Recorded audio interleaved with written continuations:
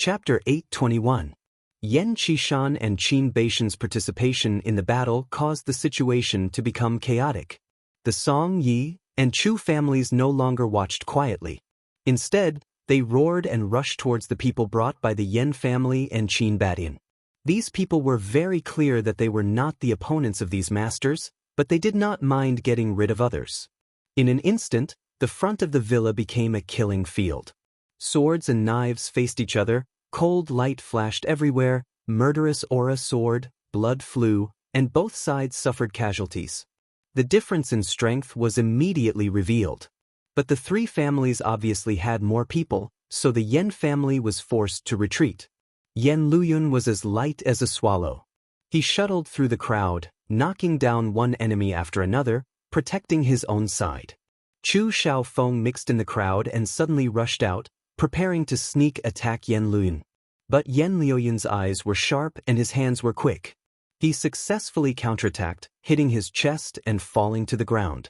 Among the four masters of the capital, Yan Luyun was first, followed by Song Yu, Yi Ku, and Chu Xiaofeng. After Chu Xiaofeng suffered a big loss in the hands of Tang Jing, his reputation declined. Coupled with the fall of the Chu family, the title of the four masters of the capital was in jeopardy. Chu Xiaofeng wanted to revive his prestige, so he prepared to sneak attack Yan Luyun. But he did not think that his strength was not enough. He was easily counterattacked by Yan Luyun, causing serious injuries. When Yi Ku saw this, she couldn't stay out of the matter. She came to Yan Liuyun's front in an open and above-board manner. She cupped her fist and said gracefully, "Yan Xiao, I ask for your advice." Yan Liuyun's expression became cold and serious. Yi Ku was not comparable to Chu Xiaofeng. Among the four masters of the capital, Yi Ku was very low-key, but her strength could not be underestimated. "Please." Yan Luyun cupped his fist and attacked. The two people's movements were very fast, as if they were dancing. They shuttled back and forth in the crowd to dodge. They were fighting very happily. Yi Tianming was not idle. Although he had not reached the level of a master, he was also a Xiantian master.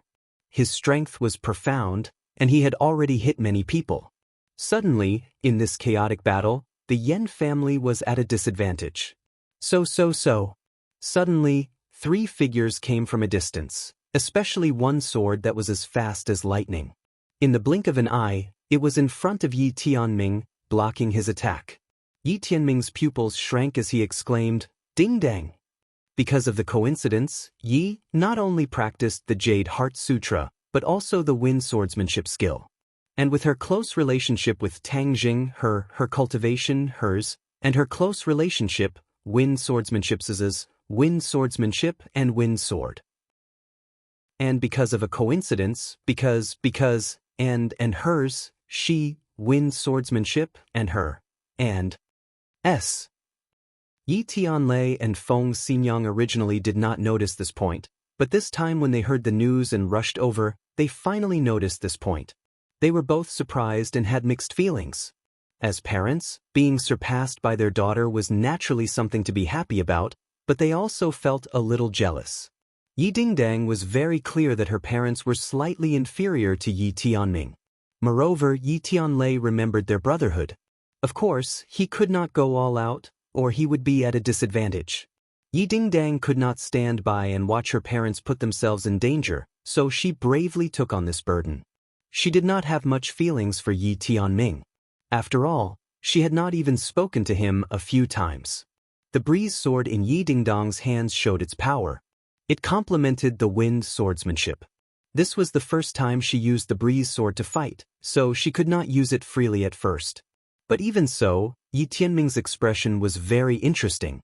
He had not paid much attention to Yi Dingdang. After all, she was just a junior who suddenly appeared, so he naturally ignored her.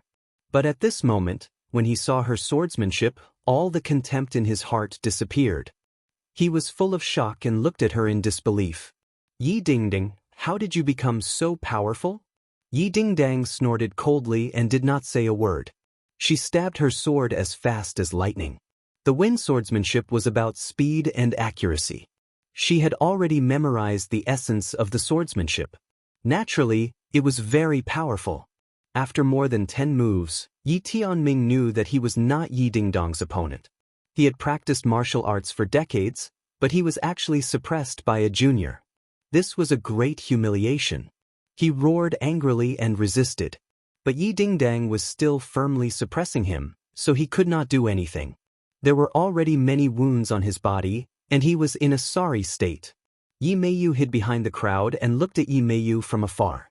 She was in a daze and muttered to herself, "How did this bitch become so powerful?" Yi Meiyu had been secretly competing with Yi Dingdong.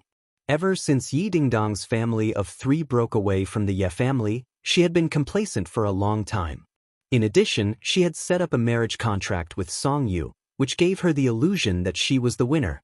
She did not put Yi Dingdong in her eyes at all. But at this moment, seeing that her father, whom she had always respected, was no match for Yi Dingdong, all her confidence collapsed, and her heart turned to ashes. She asked her fiancé, Song Yu, in a panic, "What's going on?" Song Yu's eyes were vicious, as if they could spit out fire. He glared at Yi Dingdong fiercely. Originally, he could have had Yi Dingdong, but all of this was because of Tang Zheng's interference, causing his plan to fail.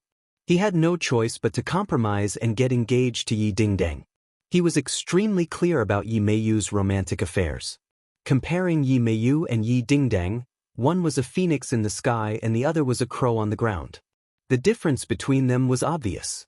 Hearing her question, Song Yu said snappily, "Aren't you a member of the Ye family? If you don't know, how would I know?" Yi Meiyu was furious after being scolded. She glared at Song Yu angrily. Song Yu's eyes turned cold, causing her to feel as if she had fallen into an ice cave. She kept quiet out of fear. "Let's go. This place is too dangerous." Yi Meiyu admitted defeat and said coquettishly.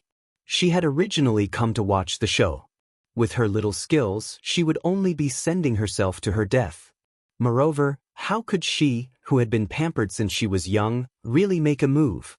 Now that there was no show to watch and there was even the danger of losing her life, of course she didn't want to stay any longer. Song Yu looked at her with disdain and shouted angrily, "Scram!" Then, Song Yu once again rushed into the battle. Song Yu still believed that his master could kill Tang Zheng, so how could he give up halfway and run away? Not only would this cause him to lose face, it would also cause his master to look down on him, which was the most fatal thing. His sword techniques still had a long way to go, and if he did not have his master to guide him, then his martial arts would almost reach the end. Yi Meiyu glared fiercely at Song Yu's back as it disappeared into the crowd, and muttered, "What are you being so fierce for? I won't play with you. If you die in the end, then so be it." Song Yu did not know that he had been cursed by his fiancée. Seeing that Yan Qishan and Qin Badian were entangled with Yi Xuanji and Chu Mingxian, Tang Zheng finally had time to attack Song Jianon, who was in the crowd, while Song Hanjun and his father, Song Jianon, stood on the same side as Tang Zheng, working together to resist Tang Zheng. Even so, Tang Zheng was not at a disadvantage at all. The War Soul sword light flashed, forcing the two of them to stagger back. Song Yu's eyes were about to pop out of their sockets. With a low roar, he quietly launched a sneak attack on Tang Zheng. Tang Zheng moved and immediately discovered Song Yu's figure. With a backhand slash, the War Soul sword pierced through Song Yu's abdomen. With a shake of his arm, Song Yu flew into the crowd like a kite with a broken string. He fell into a pool of blood and was even ruthlessly stepped on by a few people. Song Hanjun screamed in shock and rushed to Song Yu's side. He helped him up, only to see that his entire body was covered in blood, and he no longer had the bearing of an elegant young master. Although that sword strike was not fatal, it still caused Song Yu to suffer. His breath was weak as he said weakly, "Father, you must kill Tang Zheng." Song Hanjun clenched his teeth and nodded fiercely, "Don't worry, with Senior Sword God here, none of the enemies today will be let off." As he spoke, he looked into the villa. Behind the window, the few beautiful faces were exceptionally clear. Tang Zheng's luck with women is not shallow, to actually hide so many women in the Golden House. "He hurt my son, so I'll kill his woman and make him wish he was dead." Song Hanjun gritted his teeth. "Whiz!" Song Hanjun was like a gust of wind as he rushed towards the villa. Tang Jing glanced at Song Hanjuan's movements from the corner of his eyes. He was well aware of his intentions, but he did not stop him, as if he did not see him at all. Song Hanjun rushed to the door, extremely excited. In his subconscious mind, these women looked beautiful, but they were all weak people, and killing them would be a piece of cake. As for whether or not he would feel guilty about killing a group of women and children, that was definitely not the case. He could even kill his own servants who had been with him for many years, so why wouldn't he be able to kill a few strange women? The door was kicked open by him. With a shake of his sword, he pierced in. The sword light was cold and dense. Bang! Suddenly, a palm silently struck his chest. His chest suddenly caved in, and a clear palm print was imprinted on his chest. He was like a kite with a broken string as he flew backwards. The sword in his hand involuntarily flew out of his hand. The sky and earth were spinning. He was absolutely sure that his blood was boiling. His face and ears were red, and blood was flowing out of his eyes. He landed heavily on the ground and spat out a mouthful of blood, dyeing the ground red. Who hurt me? Aren't there only a few women inside? Why am I injured? He was panting like an ox, and his face was getting redder and redder. However, he could not figure out what was going on. This was clearly an easy task, but he had messed it up. He raised his head with difficulty and looked towards the house. He saw a person standing at the door, a calm woman. He noticed his hand and immediately understood that he had been hit by her. Wu Yuan looked at Song Hanjun from afar. That attack just now was with all her strength, without any fanciful movements. The power of the fire nether divine palm was fully displayed.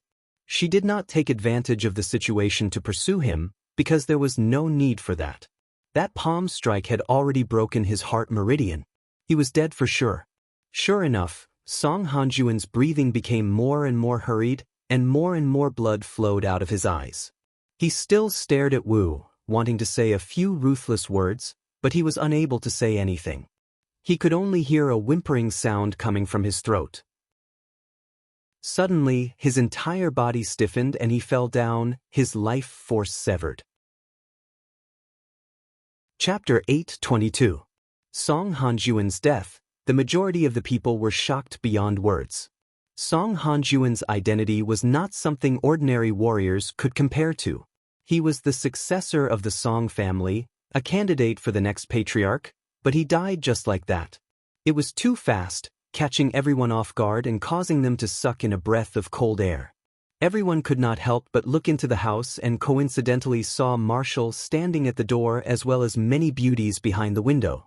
Upon seeing this, the Yen family's morale soared as they roared, "Kill!" Song Hanjuan's death had struck a blow to the three great families' morale, causing many to feel fear in their hearts. Even Yi Xuanji and the rest could not help but feel their eyelids twitch. Song Yu weakly laid on the ground as he watched his father die. He cried out in a heart-wrenching voice, "Father!" Song Jianan's eyes were red. He did not expect this to happen. He was originally confident in this battle, but his son was the first to die. "Tang Zheng, I will kill you!" Song Jianan roared as he attacked Tang Zheng with his thousand needles bone-breaking hand. However, he had already lost his footing and this attack was full of flaws. Tang Zheng squinted his eyes as he stood still. When Song Jianan's attack arrived in front of him, he raised his sword and pierced Song Jianan's shoulder, causing blood to flow. Song Jia Sigma. Song Jianan grimaced in pain as if he had just awoken from a dream. This was a battle of life and death. If he was not careful, he would lose his life. This was not the time to be impulsive. As a result, he hurriedly retreated. Before the War Soul Sword could cause even more damage, he retreated far away and avoided the fatal blow. All he saw was a deep sword mark at the place where he was just standing, and stone fragments flew everywhere. The corner of Tang Zheng's mouth curled up. Song Hanjuan's death was his own doing. He did not expect that martial arts would be able to kill him in one strike. It could only be said that Song Hanjun was too arrogant, looking down on everyone, thinking that everyone in the room was a soft persimmon, and was not on guard at all. Since Song Jun was dead, the next one would be Song Jianan. He would definitely not let him escape. Otherwise, there would be no end to his troubles. Tang Zheng's attacks suddenly became fiercer and fiercer, adding a few more wounds to Song Jianan's body. Just at this time, he suddenly heard a cry of alarm, only to see Yan Patin flying backwards, crashing into a big tree before stopping, and his chest was already dyed red with blood. Tang Zheng was shocked. In the battle between the Sword God and Yan Patin was ultimately unable to catch up and lost. Seeing the Sword God thrusting a few more times towards Yan Patin, Tang Zheng had no choice but to give up on Song Jianan. With a leap, he blocked in front of Yan Patin and activated his War Soul Sword, blocking the few sword strikes with clanging sounds. Yan Potion's face was a little pale, and his expression was dejected as he said, "I'm really useless, I actually still lost to him. His sword techniques are truly exquisite and powerful." Tang Zheng asked with concern, "Senior Yan, how are you feeling?" Yan Patin said dejectedly, "I won't die yet, don't worry." Tang Zheng heaved a sigh of relief and said, "You rest first, I'll take care of the Sword God." Yan Patin did not know what Tang Zheng's cultivation level was, so he could only warn him, "Then be careful, the Sword God's sword technique is indeed worthy of its reputation, it is truly powerful." The Sword God stood 3 meters away, staring at Tang Zheng with a burning gaze, and said, "If you want to go up, then come." Tang Zheng raised his sword and attacked, only to see 13 sword chis arriving in the blink of an eye. He could only use his sword to block, but these 13 sword chis were endless, rising and falling one after another. These were the 13 moves of the 13 swords. They were the same 13 moves over and over again, but in the hands of the Sword God, their power was enormous and mighty.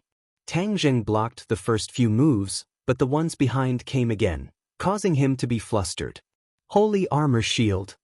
With a thought from Tang Zheng, the Holy Armor Shield appeared out of thin air, blocking all the sword moves. The 13 swords instantly lost their threat. As long as he was unable to break through the Holy Armor Shield, then the 13 swords would be useless. The Sword God was very clear on this point. Looking at the unassuming shield, he snorted coldly and said, "Cultivators are indeed cunning and have many tricks up their sleeves. But do you think you can stop me just like that?" The Sword God jumped up high and descended from the sky, muttering to himself, "Flying down 3,000 feet, I suspect that the Milky Way is descending from the 9 heavens." Just as he finished speaking the word, heaven, he descended from the sky. The nameless sword erupted with a white light, and coincidentally, the Milky Way above the 9 heavens flew straight down, fiercely slashing down. Tang Zheng had never seen this sword technique before, but he could already deeply feel its power, and immediately raised the Holy Armor Shield. Boom! The Holy Armor Shield almost fell out of his hands. At the last moment, Tang Zheng clenched his teeth and held on, grabbing onto the Holy Armor Shield, but his body flew far away along with the Holy Armor Shield, and only stopped after smashing into a big tree. Spitting out a mouthful of blood, Tang Zheng struggled to get up. Without a doubt, this sword technique of the Sword God was more powerful than the 13 swords from before. It was grand and majestic, as if it could communicate with the heaven and earth and draw the power of the heaven and earth for its own use. The Sword God's face revealed a somewhat complacent expression as he gently stroked the nameless sword in his hand. The nameless sword was just an ordinary wooden sword, but in the hands of the Sword God, it was a treasured sword comparable to a peerless divine weapon. The others were also frightened by this sword. Facing this sword, many people did not even dare to think of resisting, but Tang Zheng stubbornly resisted it. This already showed that Tang Zheng was very powerful. The people of the 3 great clans were all pleasantly surprised. The power of the Sword God was indeed unparalleled. This time, Tang Zheng was dead for sure. Song Jinan's face was ashen, his hands clenched into fists, and he muttered, "Kill, kill, kill, you must kill Tang Zheng." Even the calm Empyrean Fairy and Marshall had a strange expression on their faces. Marshall was shocked. She did not expect the Sword God's sword technique to be so domineering. As for the Empyrean Fairy, her eyelids twitched slightly, and then returned to normal. She muttered to herself, "This person's sword technique has indeed reached a higher level. He has glimpsed the profound meaning of sword techniques, and is only a step away from the Martial King realm. The Martial King realm was one level higher than the Grandmaster realm. Many warriors did not even dare to dream of it, and countless Grandmaster warriors stopped at the threshold of the Martial King realm. To cross this threshold, not only did it depend on oneself, one's diligence, and most importantly, one's luck. If one did not have a suitable opportunity, it would be difficult to cross this threshold in one's lifetime. However, in the eyes of the Empyrean Fairy, the sword god had a chance to cross this threshold, not only because of his cultivation in sword techniques, but also because of his extremely firm heart toward sword techniques. He was a person who was addicted to the sword, and all his thoughts were on the sword, without any distractions. If this kind of person could not succeed, then others would not have a chance. Tang Jing stared at the sword god in disbelief. He was sure that he had never seen this sword technique before, so he asked in a deep voice, "What sword technique is this?" "Ninth Heaven Falling Galaxy." The sword god replied. Tang Jing immediately thought of the poem he had just recited. Flying down 3,000 feet, like the Milky Way falling from the ninth heaven. Without a doubt, the nine heavens Milky Way fall sword art was comprehended from this poem. This was a true master of sword arts, who could comprehend a sword art from a poem. "How does it taste?" the sword god asked. "Very good, I want to taste it again." Tang Jing roared and rushed up again. This time he changed from defense to offense. All of his sword techniques were sharp. Not only did he use the heaven-flying immortal sword technique, but he also used the wind-chasing sword technique. His sword techniques were complicated and his sword chi was unhindered, dazzling the eyes. The sword god had secretly looked at Yi Dingdong's wind-chasing sword technique and said in surprise, "So you and that little girl both know this sword technique, but it is obvious that the little girl's attainment in this sword technique is higher than yours." Yi Dingdang had been practicing the wind-chasing sword technique, and she also had the breeze sword, so the power she displayed was naturally greater than Tang Jing's. The sword god had a pair of fiery eyes, so he could see who was better at a glance. The sword god also quickly used his sword. The ninth heaven falling galaxy sword technique was majestic and grand, and its power was peerless. It had the power to sweep through everything, making Tang Jing rather passive. After a round of battle, Tang Jing was actually retreating step by step. The sword god's sword was very fast. Before the first strike was finished, another strike was raised. Even his eyes were filled with swords, extremely sharp. Seeing that, the people from the three great families cheered. Some of them were already shouting excitedly, thinking that they were bound to win. Tang Jing knew that things were not good. If he continued to be passive, the situation would be even worse. Seeing the sword god thrusting his sword at him again, Tang Jing stretched out his hand and actually brushed past the sword edge, trying to grab onto the sword god's hand. Obviously, the War Soul sword could not do anything to the sword god, so he could only use the sky-swallowing technique. However, the sword god was extremely sharp. With a shake of his arm, the nameless sword smashed into Tang Jing's palm. A terrifying power was transmitted to his palm, as if it wanted to shatter his body and shatter his bones. Tang Jing reacted on the spot and hurriedly used the swallowing heaven technique. Shwa, a black hole appeared in his palm and instantly sucked in the terrifying power, resolving the crisis of his body being smashed into pieces. "Let's absorb your nameless sword first." Tang Jing activated his power, and the suction force of the black hole increased greatly. The nameless sword trembled violently, as if it was about to fly into the black hole. The sword god's expression changed and he exclaimed, "How evil! This technique is really hard to guard against. You want to steal my nameless sword? Dream on." The nameless sword hummed, and a sword light rushed into the sky, fiercely striking the black hole, but it disappeared without a trace. The sword god was stunned, shocked by the power of the black hole. He tapped the ground with the tip of his foot, and a huge crack spread from the tip of his foot to the distance. He had already retreated more than 10 meters with the nameless sword, escaping from the black hole. This series of attacks and counterattacks flowed like water, beautiful and unrestrained. It did not look like a simple sword technique, but an art. It was refreshing. However, under the beautiful appearance, there was often danger. This beautiful nine-heaven galaxy fall sword technique hid an indescribable danger. What technique is this? The sword god asked solemnly. Sky-swallowing technique. Humph, what an arrogant name. Then let's see if your sky-swallowing technique or my nameless sword is stronger. The sword god snorted and attacked fearlessly again. This time, his footsteps were extremely strange. He did not walk straight, but instead curved and curved, as if he was swimming. However, Tang Jing immediately rejected this idea. This was not a snake, but the way he moved forward. Water was formless, and the Nine Heavens Galaxy Fall Sword technique was to turn the sword into water. Water had no fixed momentum, so the sword technique naturally had no fixed momentum. Chapter 8:23. The sword had no fixed momentum, and the man had no fixed whereabouts. In an instant, the sword god successfully dodged the sky-swallowing technique, and the nameless sword went straight for Tang Zheng's vitals. Tang Zheng raised his palms and tried to clamp the nameless sword. The sword chi rippled, and Tang Zheng's palms involuntarily parted. The nameless sword went straight for Tang Zheng's heart. Tang Zheng quickly retreated and raised his palms in front of his chest again. He finally managed to clamp the nameless sword. His chest heaved up and down as if his heart was about to jump out. The nameless sword was still a hair's breadth away from piercing his chest. The nameless sword was clamped between the palms, and the sky-swallowing technique's suction force was trying to suck it into the black hole.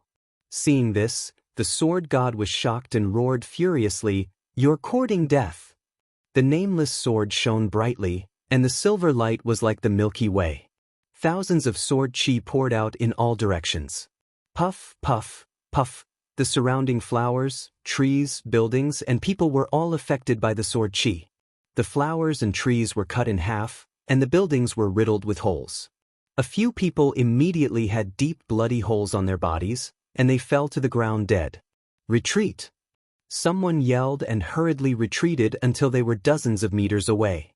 Then they stopped and looked at the scene in shock. Everywhere the sword chi passed, it was a mess. There were many casualties. Even the ground was cracked by the sword chi, as if there was an earthquake. But what was surprising was that Tang Zheng's villa was so close, but it was not damaged in the slightest. When the invisible sword chi reached the villa, it instantly disappeared, as if it had never appeared. Many people were shocked and looked at the women standing behind the window in disbelief. Could there be an expert hiding in the villa? Otherwise, how could she so easily dissolve the sword god sword chi? Perhaps even the few martial masters present would not be able to do this as easily as lifting a heavy weight. Without a doubt, the sword chi had been dissolved by the Empyrean fairy without leaving a trace. The Empyrean fairy looked surprised. She stared at the sword god and murmured, "This person's swordsmanship is exquisite and powerful. I'm afraid Tang Zheng is in danger." When the girls heard this, their expressions changed and they asked anxiously, "Then what should we do?" They looked at each other in dismay. One could well imagine the shock this incident gave them. They finally realized how terrifying an individual's martial strength could be. Fang Shishir gritted her teeth and said, "I'll go save him." "I'm going too." Lu Qingmei also said fearlessly. Mu Hongyan hugged Nana anxiously. She didn't have the strength to truss a chicken, so she couldn't help but feel very guilty. Wu did not say anything as he lifted his leg and walked out. "Stop right there." The Empyrean fairy finally spoke. "You'll only be courting death if you go. Even if I die, I want to die together with Tang Zheng." Fang Shishir stubbornly said. Lu Qingmei and Wu's identities were awkward, so they couldn't say it directly. However, the meaning between their eyebrows was more or less the same. The Empyrean fairy helplessly sighed and said, "With me here, he won't die." The girls all knew that the Empyrean fairy was powerful. Seeing her solemn vow, they couldn't help but be overjoyed. They nervously asked, "Really? The sword god is so powerful?" The Empyrean fairy calmly said, "The sword god is powerful, but in the end he is still lacking." The Empyrean fairy's confidence made them all heave a sigh of relief. "Look, Tang Zheng is already in danger. I beg you to quickly take action." Lu Qingmei finally couldn't hold back and earnestly advised. There is a limit to a person's strength. Only by breaking through the limit will there be great gains. Tang Zheng has not reached his limit. If I were to take action now, he would be able to survive. However, it would be a huge loss to waste the opportunity to fight a life-and-death battle with such an expert. The Empyrean fairy lightly said. Seeing that her words were reasonable, although they were worried, they didn't dare to persuade her anymore. They could only stare at the battlefield with their fists tightly clenched. The others also stared at the battlefield. Even the killing between them had weakened a lot. Yidingdang was worried about Tang Zheng. When she saw his urgent situation, she was extremely worried. Thus, she let out a low roar and the wind-chasing sword technique became even more fierce and strange, forcing Yi Tianming to stagger back. Finally, Yi Tianming revealed a flaw. The clear wind sword was peerlessly fast. In an instant, it was pressed against his chest. Blood flowed out. With one more stab, it would pierce through his heart. Yi Tianlei roared and hurriedly stopped his daughter. Yi Tianming saw the opportunity and escaped from the clear wind sword, saving his life. Ding-dang, don't kill him. Yi Tianlei grabbed his daughter's hand and anxiously shook his head. After all, he is your uncle. Although Yi Tianlei had left the Ye family again, he still had feelings for the Ye family. Yi Tianming was his elder brother. Other than respect, he also had deep feelings for him. Moreover, if Yi Dingdang really killed Yi Tianming, it would be considered an offense.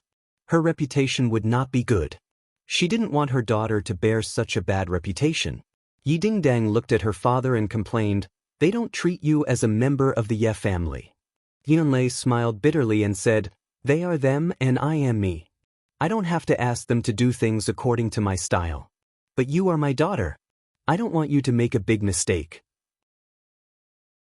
Yi Dingdang was very smart. Although she was unwilling, she understood her father's painstaking efforts. She nodded helplessly and said, "Okay, I will listen to you." Yi Tianming's face was gloomy. It was like the sky in June with dark clouds. It was extremely ferocious. He clenched his teeth and his hands were trembling. He had actually lost to a junior, and even needed Yi Tianlei to plead for him to live. This was simply a great humiliation. In the past, he schemed to frame Yi Tianlei and caused him to be expelled from the family. He lost the qualification to compete for the position of the head of the family. Therefore, he had always looked down on Yi Tianlei and had a deep hostility towards Yi Tianlei. This time, Yi Tianlei's return made him even more flustered. The future position of the head of the family was almost taken away by Yi Tianlei. Therefore, his hatred towards Yi Tianlei deepened. What brotherly love! He had never treated Yi Tianlei as a brother. He only saw Yi Tianlei as a stumbling block. He had tried many ways to kick this stumbling block away. However, this stumbling block was very tenacious. No matter how far he kicked it away, it would always come back.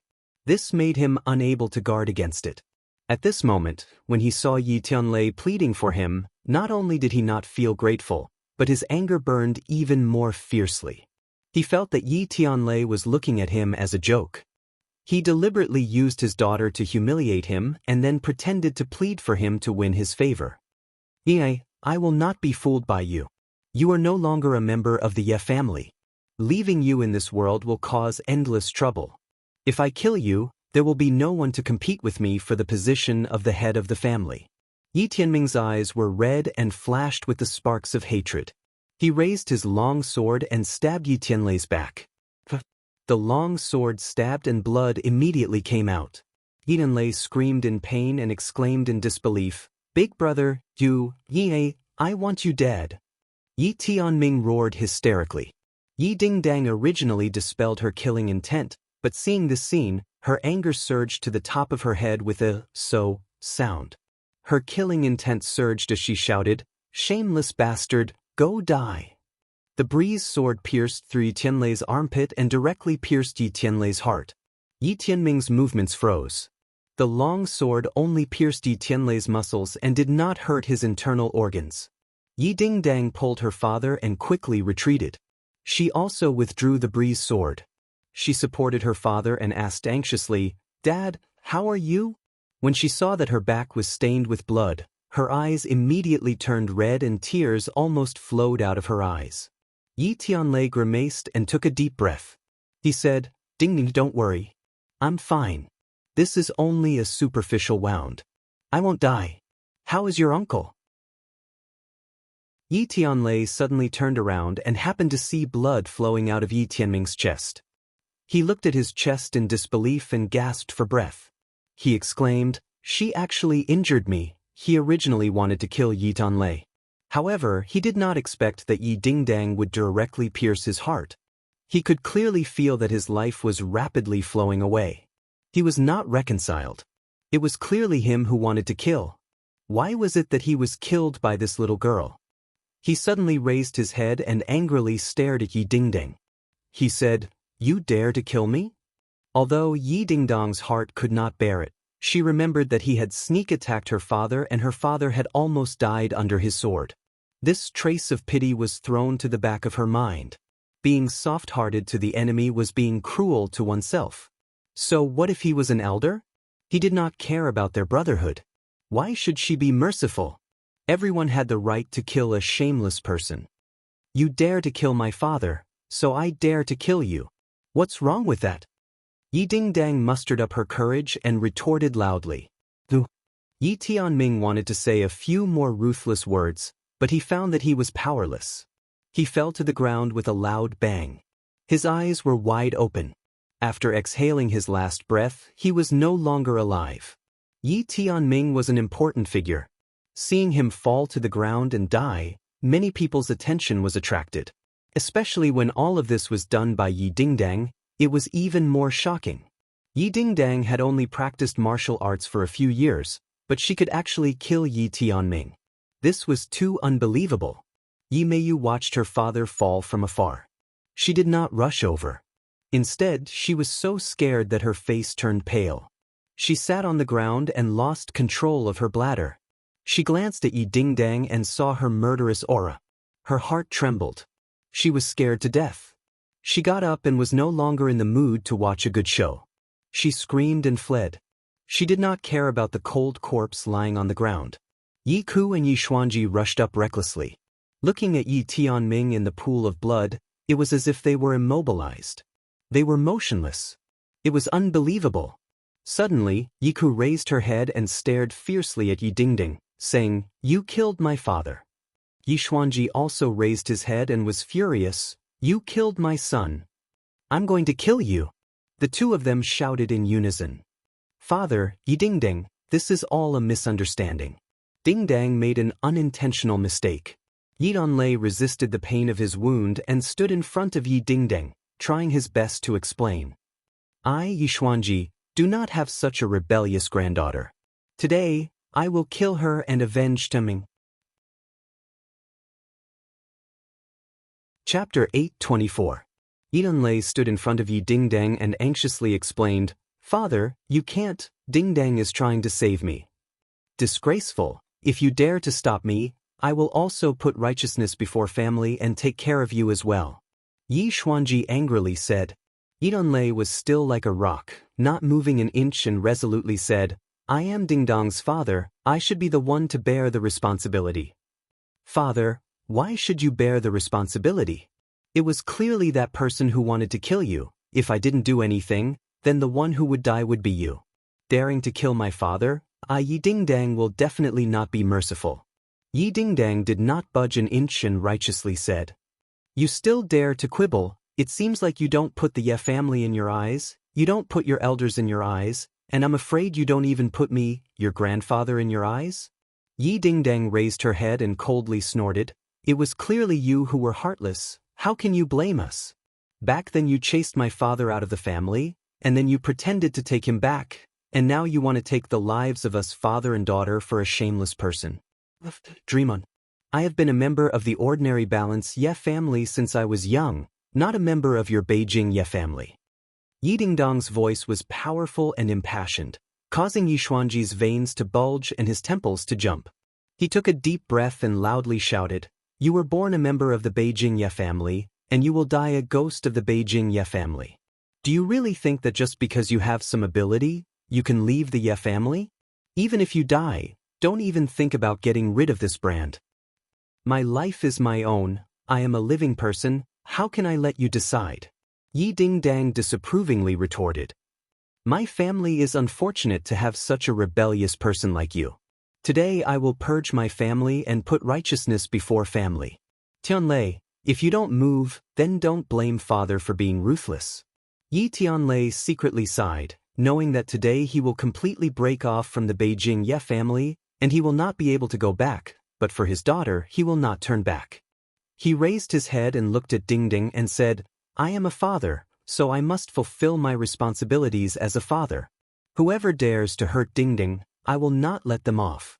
Yi Tianlei this way, and he laughed. Yi good, whatever, anyway, you have left this family for more than 20 years, I will treat you as if I never gave birth to you. Since you did die.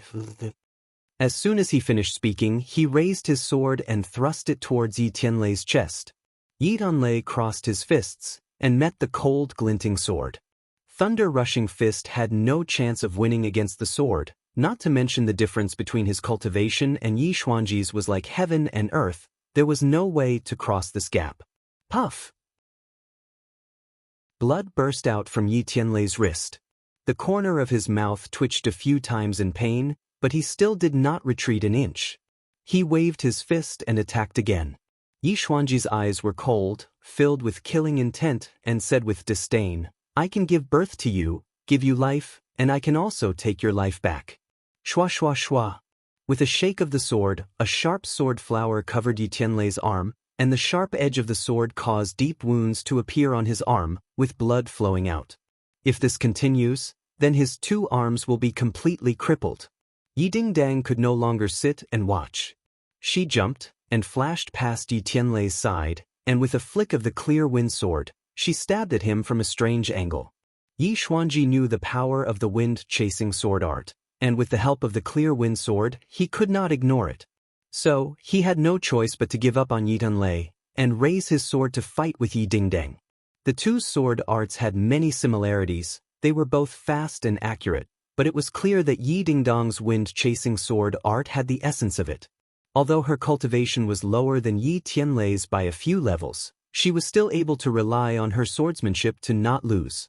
This made Yi Xuanji furious, thinking that if he could learn her wind-chasing sword art, and with the clear wind sword in hand, his strength would definitely increase. At this moment, his heart actually had the thought of stealing it. It was just that Yi Dingdang would rather die than reveal the chasing wind sword technique, which was extremely unfortunate. However, the clear wind sword was also a divine weapon, so stealing it would be extremely good. Yi Dingdang's attack was quite methodical, and she knew when to advance and retreat.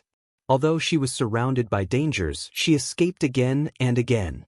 But she was very clear that this was only temporary. After a long time, she would definitely lose, and the other party would definitely not be lenient. She would definitely die. However, what was there to fear about death? What she did was not wrong at all. Yi Tianming was not grateful, but he killed her father with enmity. Of course, she would not hesitate to make a move. She did not regret doing so. Yi Ke looked at this scene, but she could not intervene. His martial arts could not be compared with Yi Dingdang's. After all, he did not have the clear wind sword, nor did he have the exquisite martial arts of the wind-chasing sword art. He was not willing to give up. He turned his gaze and stared at Yi Tianlei. He quietly raised his sword and attacked. Yi Tianlei has been nervously looking at his daughter. He almost did not notice this silent attack. He narrowly avoided the sword and looked at Yi Ke incredulously. Yi Ke, Yi Dingdang killed my father, I want to take revenge for my father. Yi Ke clenched her teeth, shua shua shua, she stabbed out a few more times, directly aiming for Yi Tianlei's vitals. Yi Tianlei repeatedly retreated. Yi Tianming's death made him feel guilty. How could he be willing to fight with Yi Ke again? So he retreated again and again. He just avoided and did not fight back. When Yi Ke saw this, she did not stop. Instead, her attacks became more and more fierce, making Yi Tianlei in danger. But Yi Tianlei's martial arts were much higher than his. Although he suffered, Yi Ke could not hurt him. Yi Dingdang struggled, gritted her teeth, and sweated, but she did not compromise and beg for mercy. Her energy consumption was quite large, and her movements slowed down involuntarily, becoming more and more dangerous. At the same time, the battle between Tang Zheng and the sword god had entered a white-hot stage. He held the nameless sword in both hands to prevent it from piercing his chest. But the sharp sword qi on the sword made his hand painful.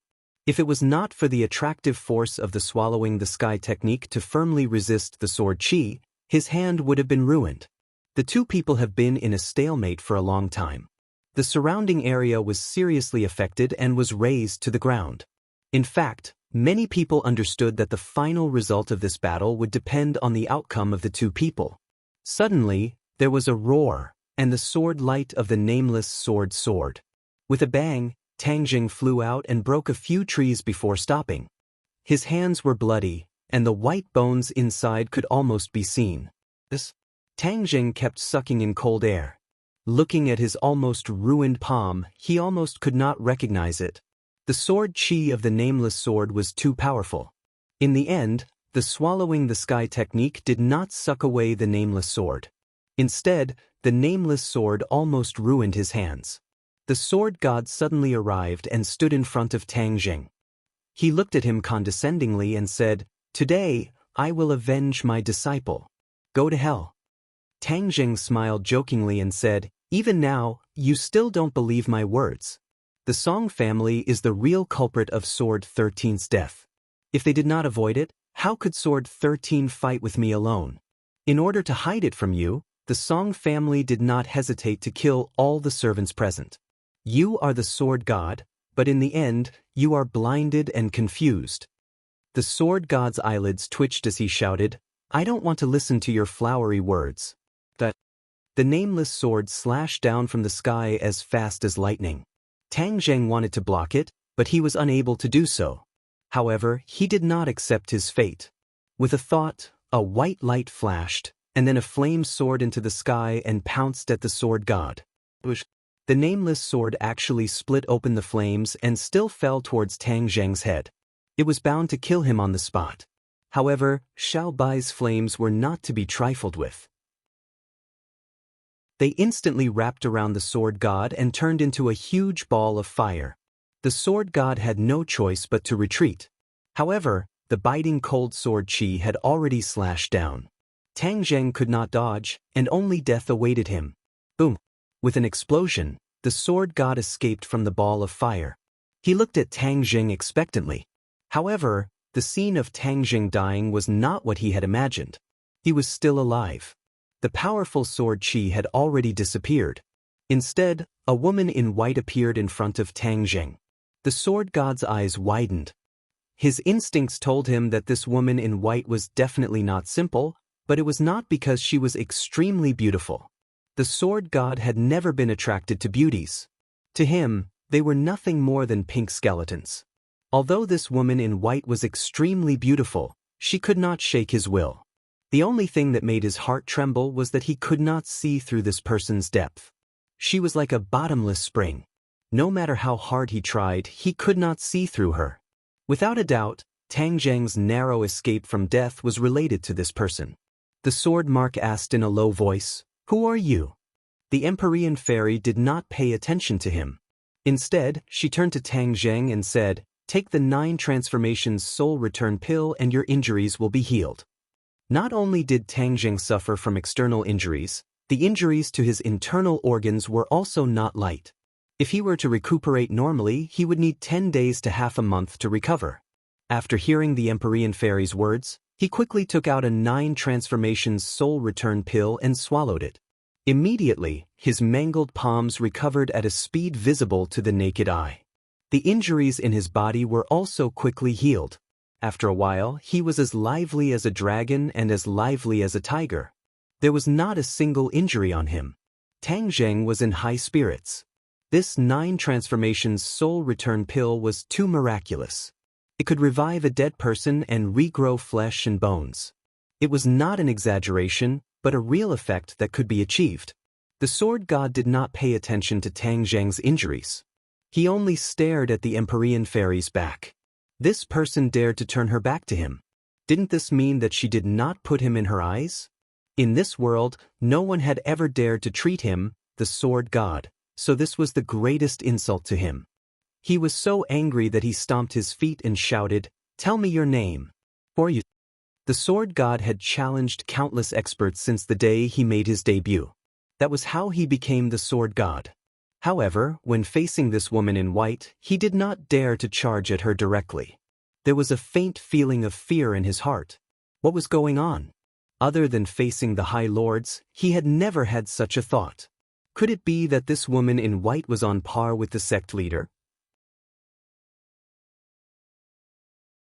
Chapter 8:25. The Empyrean fairy slowly turned around and calmly looked at the sword god. "You're not my match. I advise you not to make a move. Otherwise, you'll be the one to suffer." Her tone was extremely calm, but the words deeply provoked the sword god. He said fiercely, so young, yet so arrogant and conceited. The Empyrean fairy couldn't be bothered to argue. She only glanced at Tang Zheng. Seeing that he was fine, she said, "You're not the sword god's match." Tang Zheng wasn't discouraged. The sword god was an expert who had been famous for a long time. It was only natural that he wasn't his match. However, he had learned a lot from the battle of life and death just now. The sword god won't give up. "Then I'll leave it to you," Tang Zheng said. The Empyrean fairy's lips curled into a smile.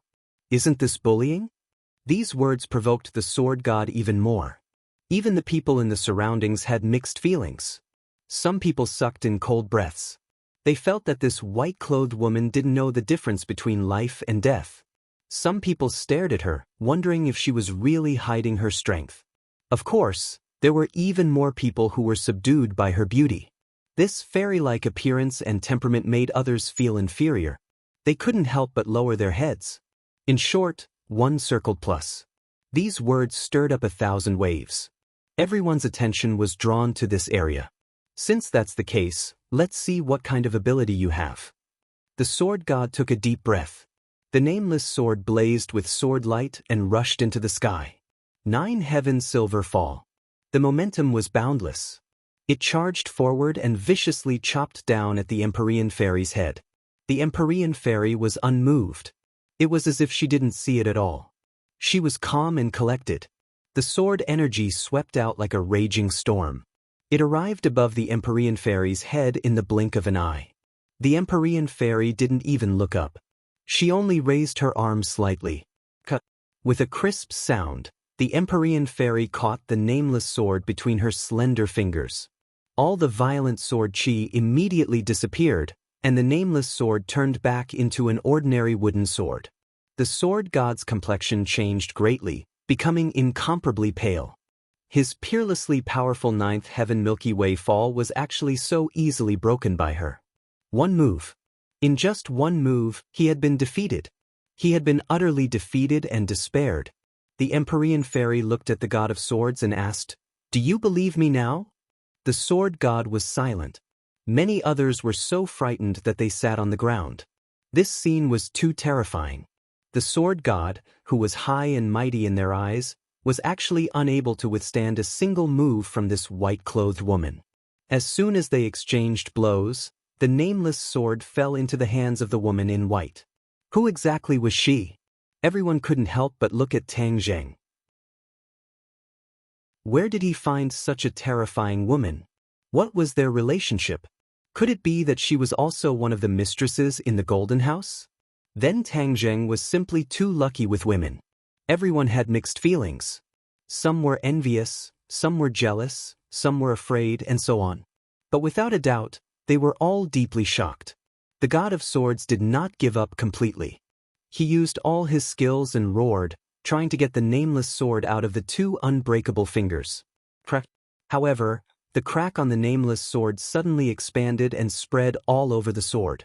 After a crisp sound, the nameless sword shattered into pieces of wood. The nameless sword was destroyed. The sword god looked at this scene in horror. This was something he had never thought would happen. The nameless sword that had accompanied him for so long and had gone through so many storms of blood was destroyed just like that. Ah! The sword god roared and madly attacked the Empyrean fairy. The Empyrean fairy gently pointed with her finger. The moment her fingertip touched the sword god, his body froze. Then, like a kite with a broken string, he flew over the crowd and landed in the forest. Everyone couldn't help but look up at the sword god flying over their heads. Their hearts instantly fell to the bottom of the valley. Their legs went weak and they had the urge to run. The sword god was their greatest support, but now he was defeated by a light finger from the woman in white. They were simply cannon fodder.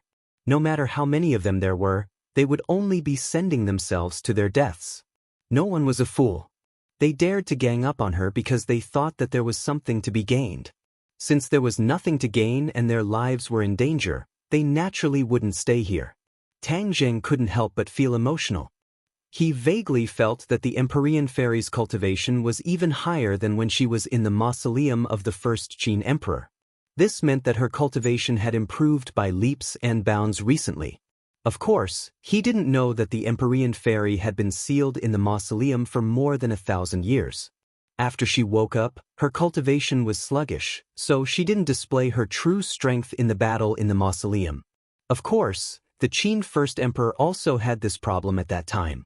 That was why Tang Zheng was able to escape from the Qin first emperor's hands and turn the tables. Suddenly, a delicate cry entered Tang Zheng's ears, interrupting his train of thought. He abruptly turned around and saw Yi Dingdang in a precarious situation. He immediately leaped up and charged over, the battle soul sword attacking Yi Xuanji with lightning speed. Seeing Tang Zheng attacking, Yi Xuanji had no choice but to retreat in panic and dodge his attack. Yi Xuanji knew his own limits. He knew that he was no longer a match for Tang Zheng. If he continued to fight, not only would he lose his life, even his Ye family would be completely destroyed here. He unwillingly looked at Yi Dingdang and shouted, "Retreat!" He turned around and ran away without the slightest hesitation. He didn't even leave behind a word or two. Yi Ke finally woke up as if from a dream. He had been entangled with Yi Tianlei for a long time, but Yi Tianlei had been avoiding and not fighting back. He had no chance to kill Yi Tianlei.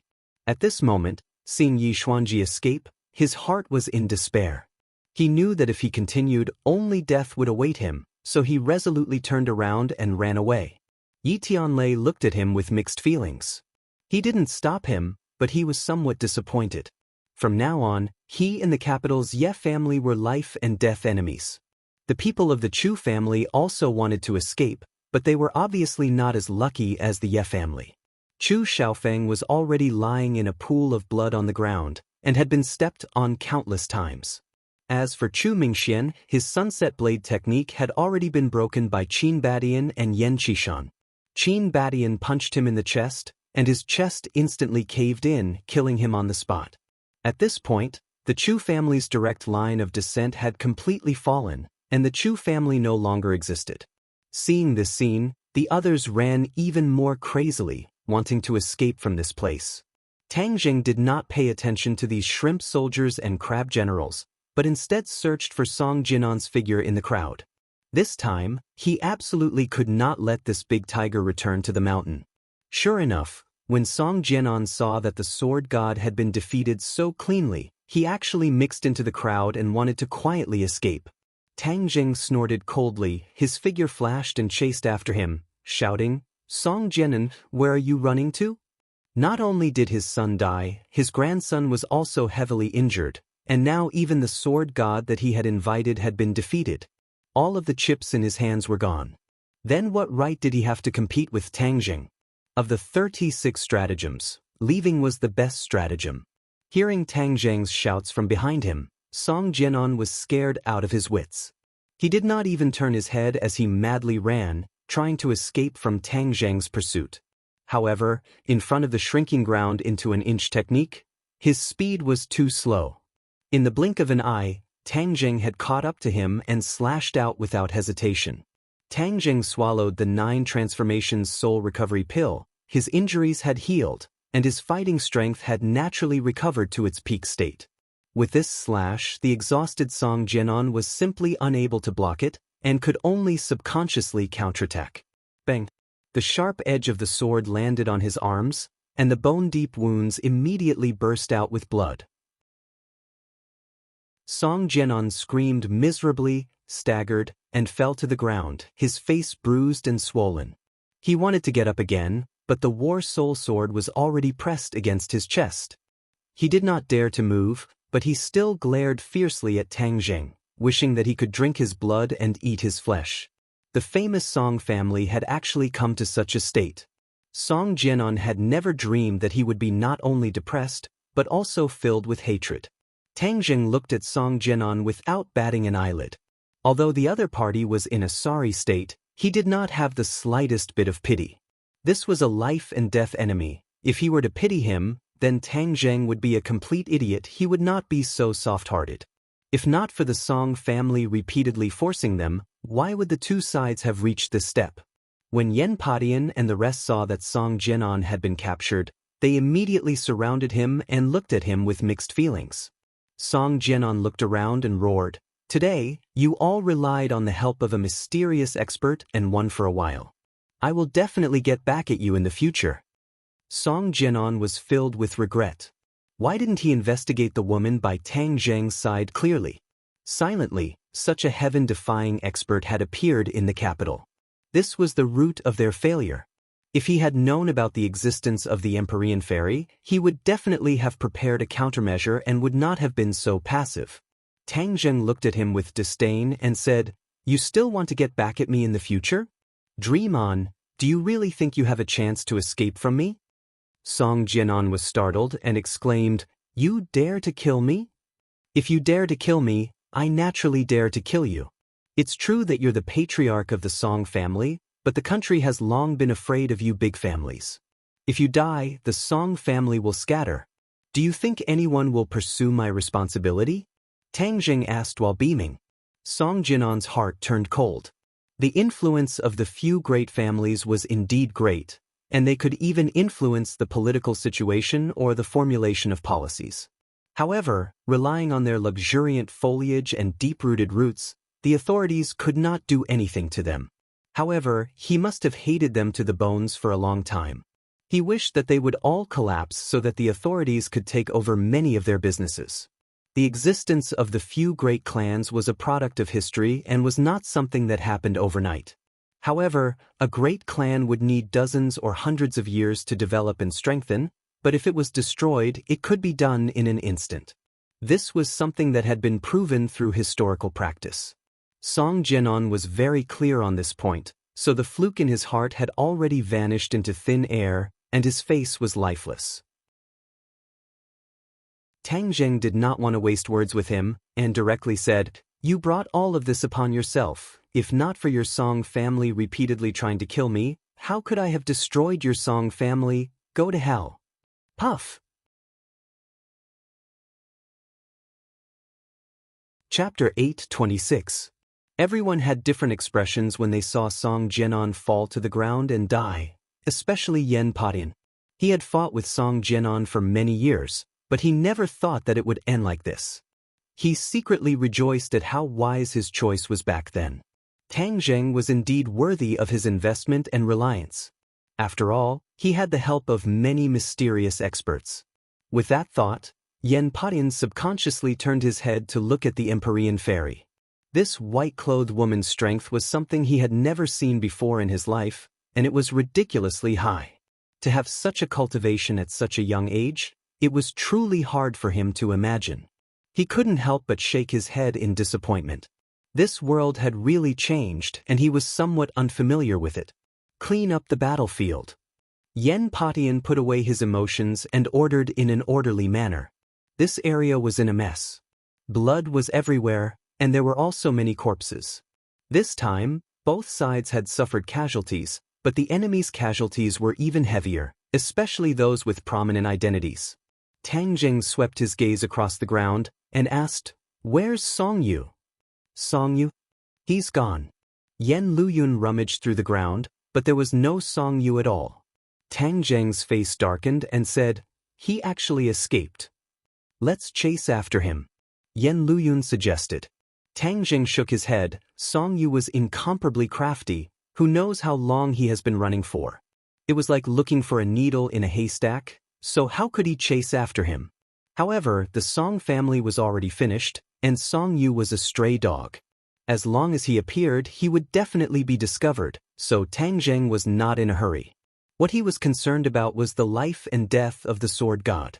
The sword god had flown into the distant forest, and his life and death were unknown. He immediately looked at the Empyrean fairy and asked, "How are the injuries you inflicted on the sword god?" The Empyrean fairy's expression was indifferent as she said, "He will definitely die." Many people sucked in a breath of cold air. Such a simple strike was actually able to kill the sword god without a doubt. How powerful was this confidence and strength? It made people feel ashamed of their inferiority. Tang Zheng believed in the Empyrean fairy's strength, but he wanted to confirm it. "I'll go and take a look." "I'll go with you." Yen Patian impatiently followed. When the two of them arrived at the small forest, it was completely empty. There was only a pool of blood left on the ground. Just now, the sword god had fallen here. It seemed like he still had a breath of life left and had desperately escaped. But since the Empyrean fairy had already decided to end his life, Tang Jing did not want to dwell on this issue. Yen Potion's injuries were not heavy.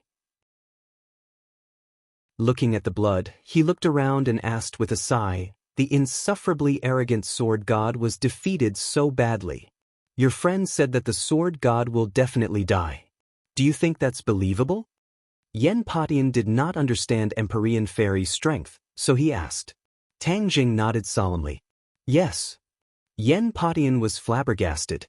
The sword god was sentenced to death just like that. He sighed and asked nervously, "May I ask who that white-clothed woman is?" "Her name is Fu Yao, and she's my friend.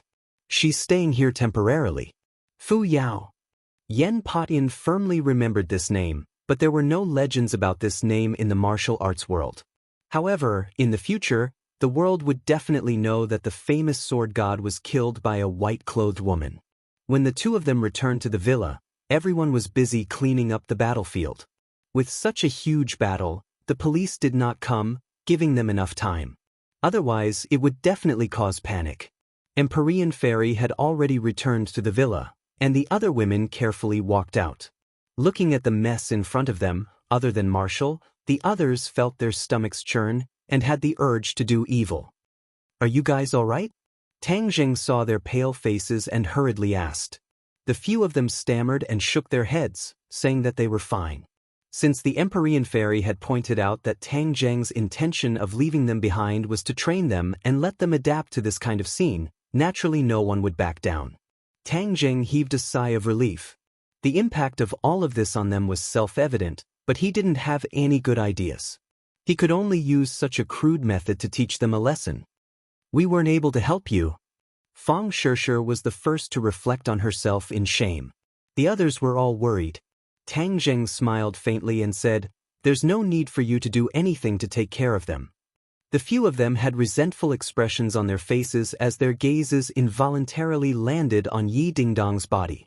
Without a doubt, Yi Dingdong's valiant and heroic appearance had left a deep impression on them, causing them to feel ashamed of their inferiority. Yi Dingdang was also a woman, so how could she be so powerful? Helping Tang Jing?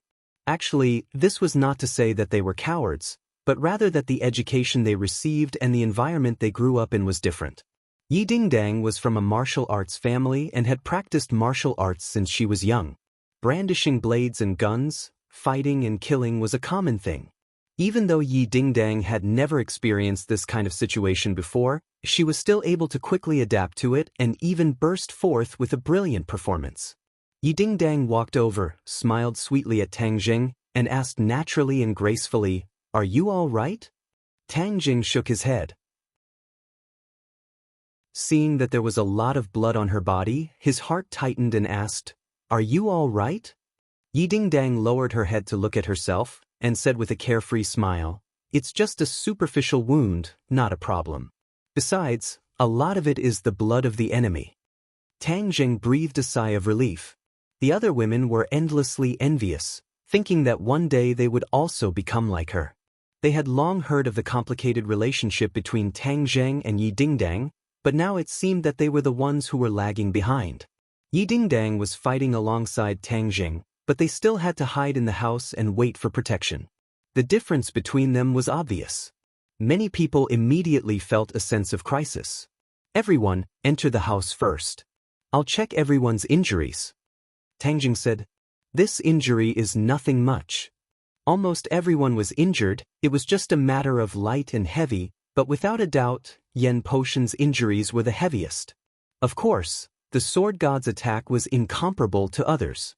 Elder Yan, let me check for you inside. Don't refuse. Tang Jing said in a deep voice. Yan Potian helplessly nodded in agreement, and the others also entered the house one after another, leaving their subordinates to busy themselves outside. Fortunately, the villa's living room was big enough, so the dozen or so people sitting down did not seem crowded. When they saw the room full of beauties, everyone had different expressions. Yi Tianlei and Feng Xinyang looked at each other, thinking to themselves that this was truly a golden house hiding a beauty. Ding Dong's competitive pressure was too great.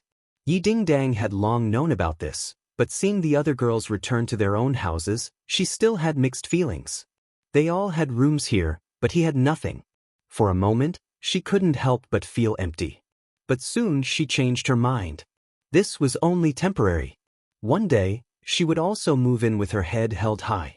Today, I have to thank everyone for their help. If it wasn't for all of you, it would be hard for me to imagine what kind of scene it would be. Tang Jing cupped his fists and thanked them politely. Qin Batian was straightforward by nature. He waved his hand and said, Young Master Tang, you are too courteous. Your matter is my matter. If someone in the capital wants to deal with you, how can I just stand by and watch? Qin Batian had once sworn to protect Tang Jing with his life, so Tang Jing was rather grateful to him and nodded his head heavily to express his gratitude. Yi Tianlei's expression was resentful, pained, and embarrassed. This time, he had publicly broken off his relationship with the Ye family in the capital, and in order to protect him, Yi Dingdang had killed Yi Tianming. Tang Jing, can I ask you for a favor? Finally, Yi Tianlei couldn't help but ask. Tang Jing jumped in fright and said in fear and trepidation, Uncle Yi, you are asking me too much. If there is anything, just say it, I will definitely do it. Yi Tianlei had done everything he could to help Tang Jing, and Tang Jing was very grateful. Moreover, he had a relationship with Yi Dingdang, so it was reasonable for him to agree to Yi Tianlei's request. You also saw what happened today. The Ye family, the Song family, and the Chu family worked together to deal with you. Of course, the Ye family is your enemy. If you want to deal with the Ye family, of course there will be no problem, but, after all, I am from the Ye family. Moreover, my elder brother is also dead, and the Ye family has suffered a great loss. It can be considered as a lesson learned. Can you let them off this time? Yi Tianlei asked nervously. In fact, he was a little embarrassed to make such a request. After all, the Ye family and Tang Jing had completely fallen out, and were enemies of life and death. This request was a little difficult. However, Yanlei had deep feelings for the Ye family. Although the other party was heartless and unjust, he couldn't do that, so he hoped to fight for a chance for them to survive. Especially after he saw how Tang Jing dealt with the Song family. Even Song Jianan couldn't escape death. He was deeply afraid that Tang Jing would take advantage of the victory to pursue and destroy the Ye family in the capital. When he said this, Yi Dingdang was the first to voice her dissatisfaction. She angrily retorted, Dad, they disregarded our family and wanted to kill you. Is there a need for you to plead for them? Yi Danlei said embarrassedly, but after all, I am from the Ye family. You were already expelled from the Ye family back then. After so many years, have they ever cared about you or us? Do we have to be so considerate of them? Ding dang. Feng Xinyang couldn't stand it anymore. Stop talking. She knew her husband best. Yi Danlei was loyal and righteous. Although he had left the Ye family, his feelings were still there. If he didn't plead for mercy for the Ye family, then he wouldn't be the real him. Everyone looked at Tang Jing in unison. The life and death of the Ye family in the capital were all in his hands. How would he choose? Of course, Tang Jing understood the harm of the Ye family. However, Yanlei was pleading for mercy for the Ye family. If he rejected, wouldn't it hurt his feelings? Moreover, Yi Tianlei's identity was special. He had to consider their feelings. After this battle, the Ye family's vitality has been greatly damaged. Although they hate me, they won't dare to act rashly. Otherwise, the Song family will be their example. Tang Jing thought to himself. Suddenly, he had a flash of inspiration. He thought of another problem.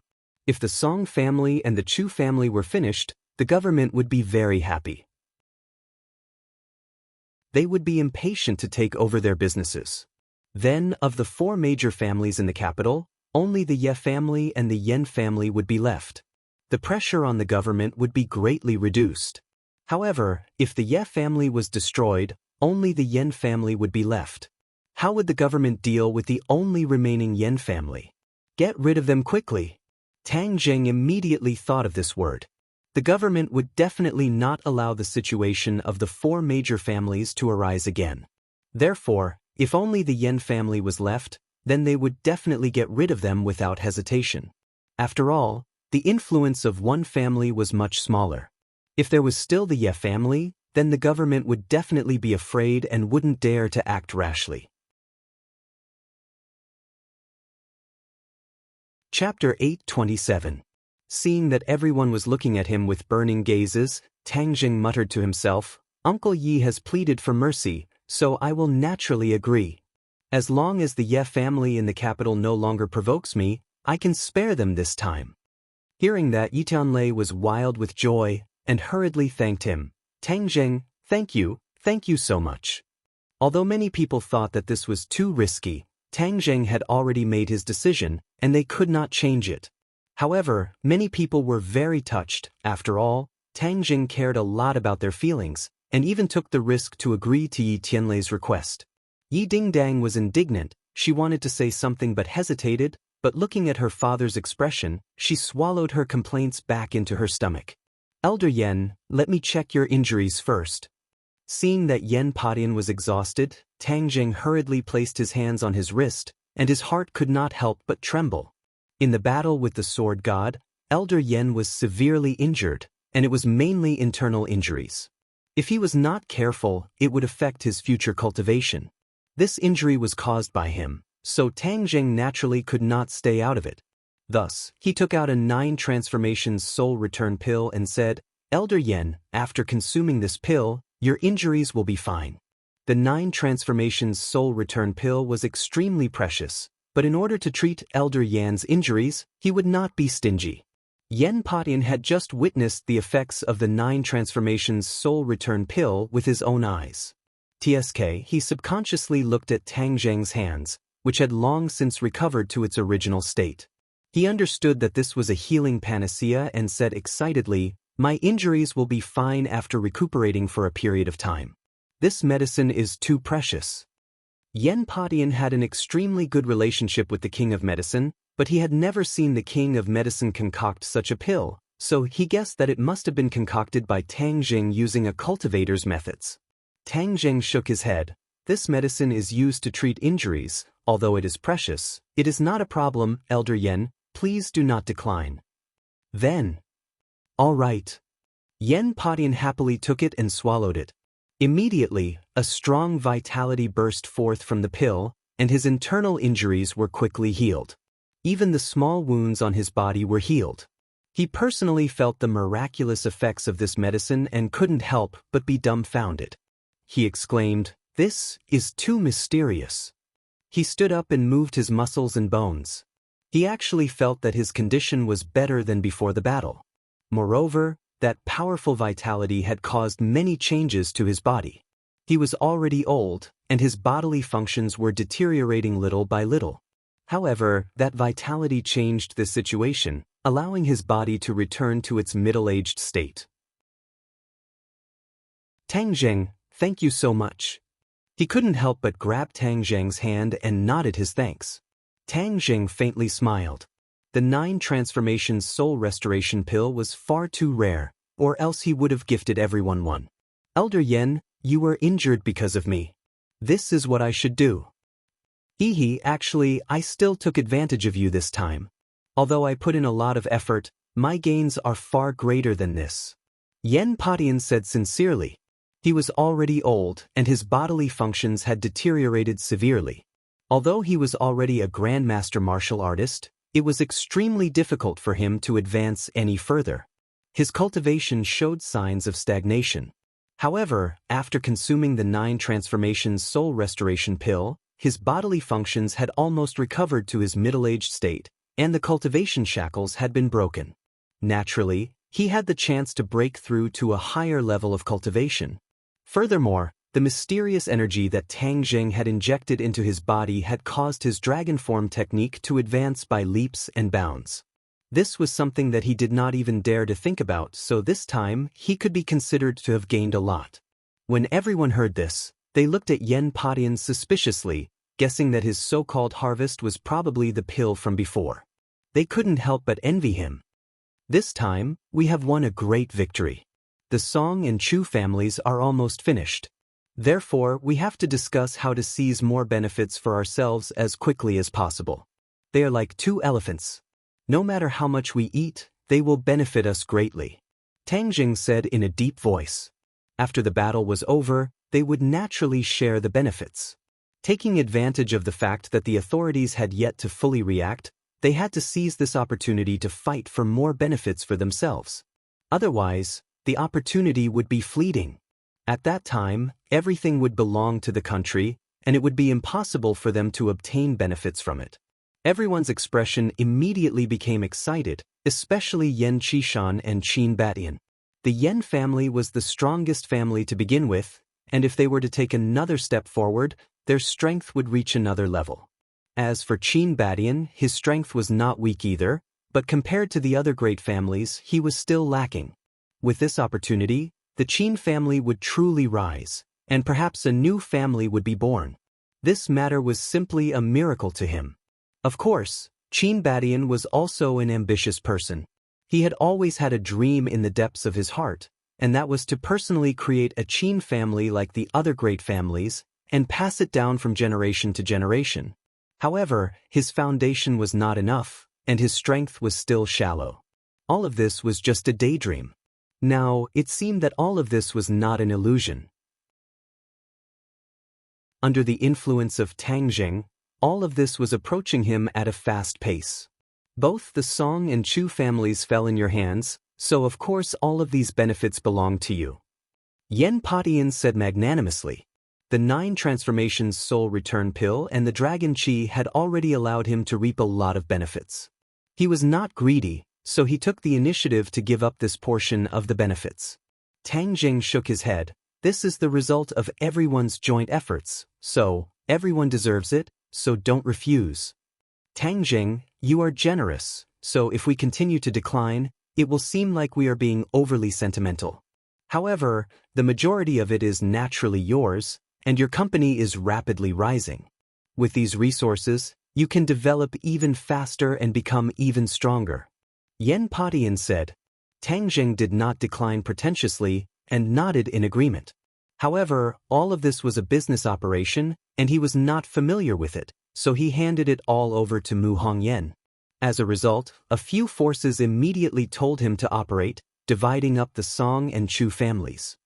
Tang Jing, there is one more thing that I must remind you of.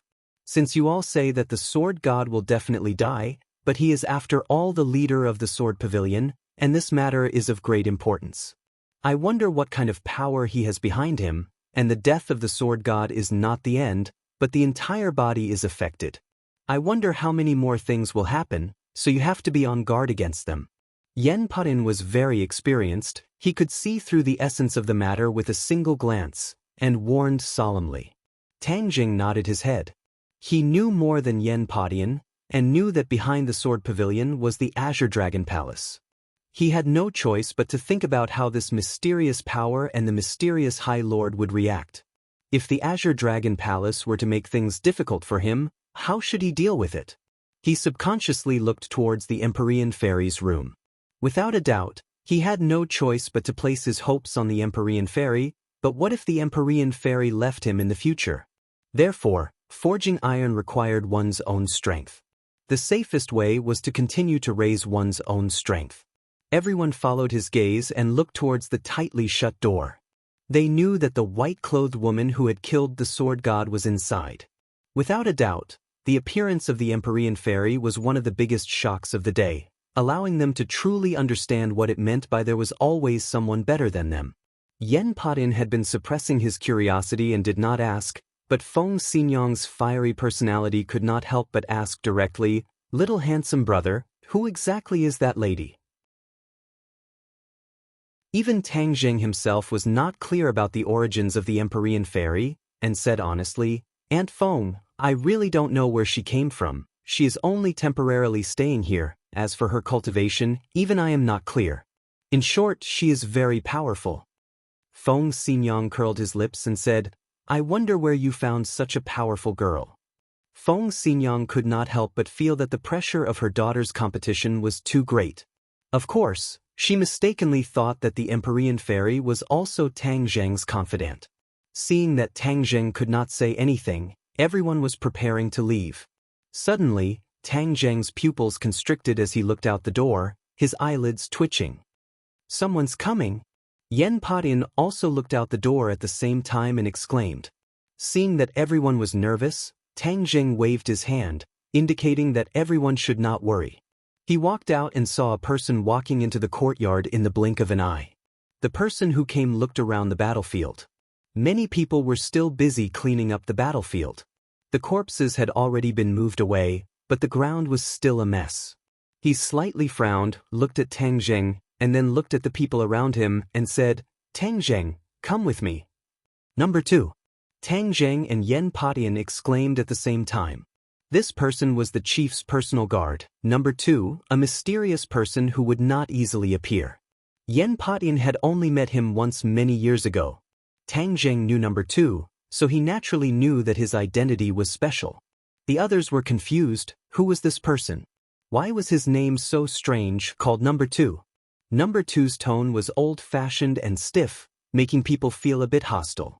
Feng Xinyang was eager to protect her child. She directly stood in front of Tang Zheng and said, "Little handsome brother, this person is not simple, be careful."